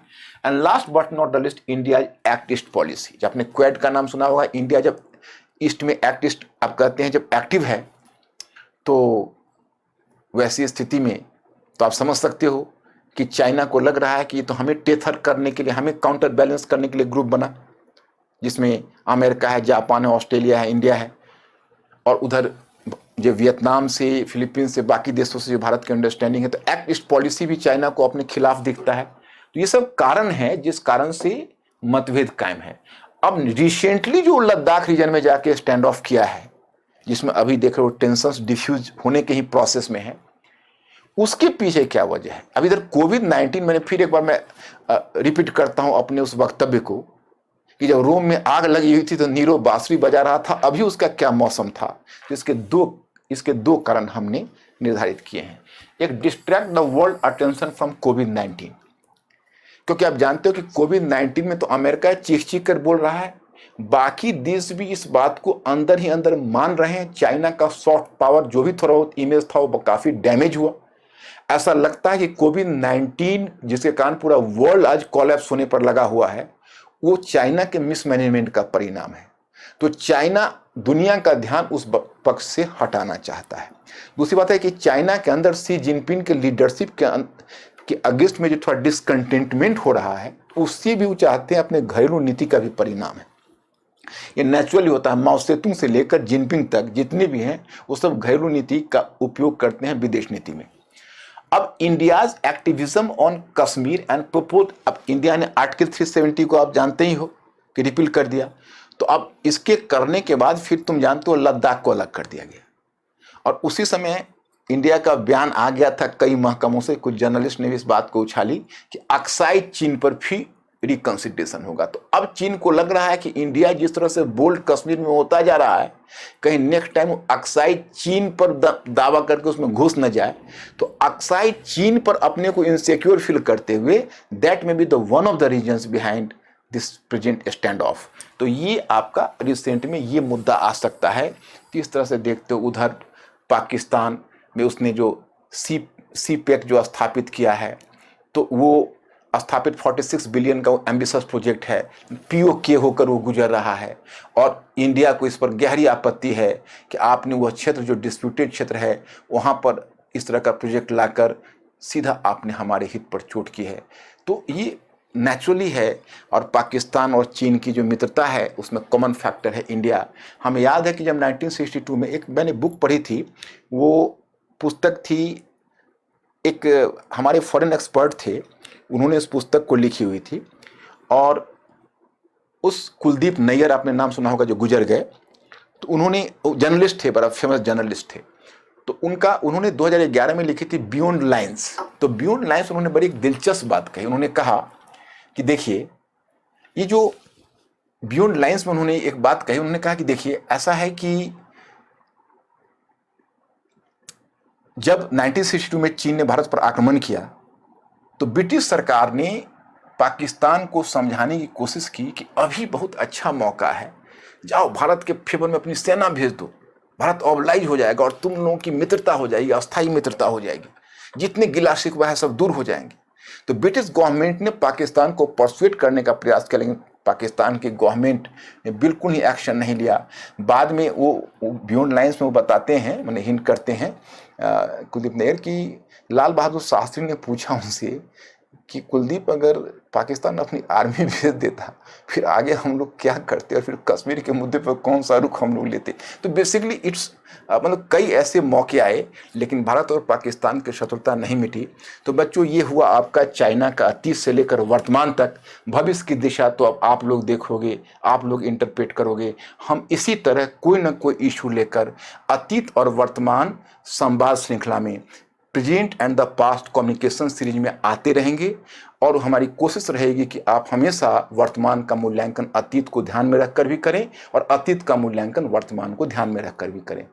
I am sorry for that कि एक लेक्चर लंबा हो गया है, एक शिफ्ट में देखना आप लोगों के लिए मुश्किल होगा, आप इसको ब्रेक करके देख सकते हो। Thank you very much, I will see you later.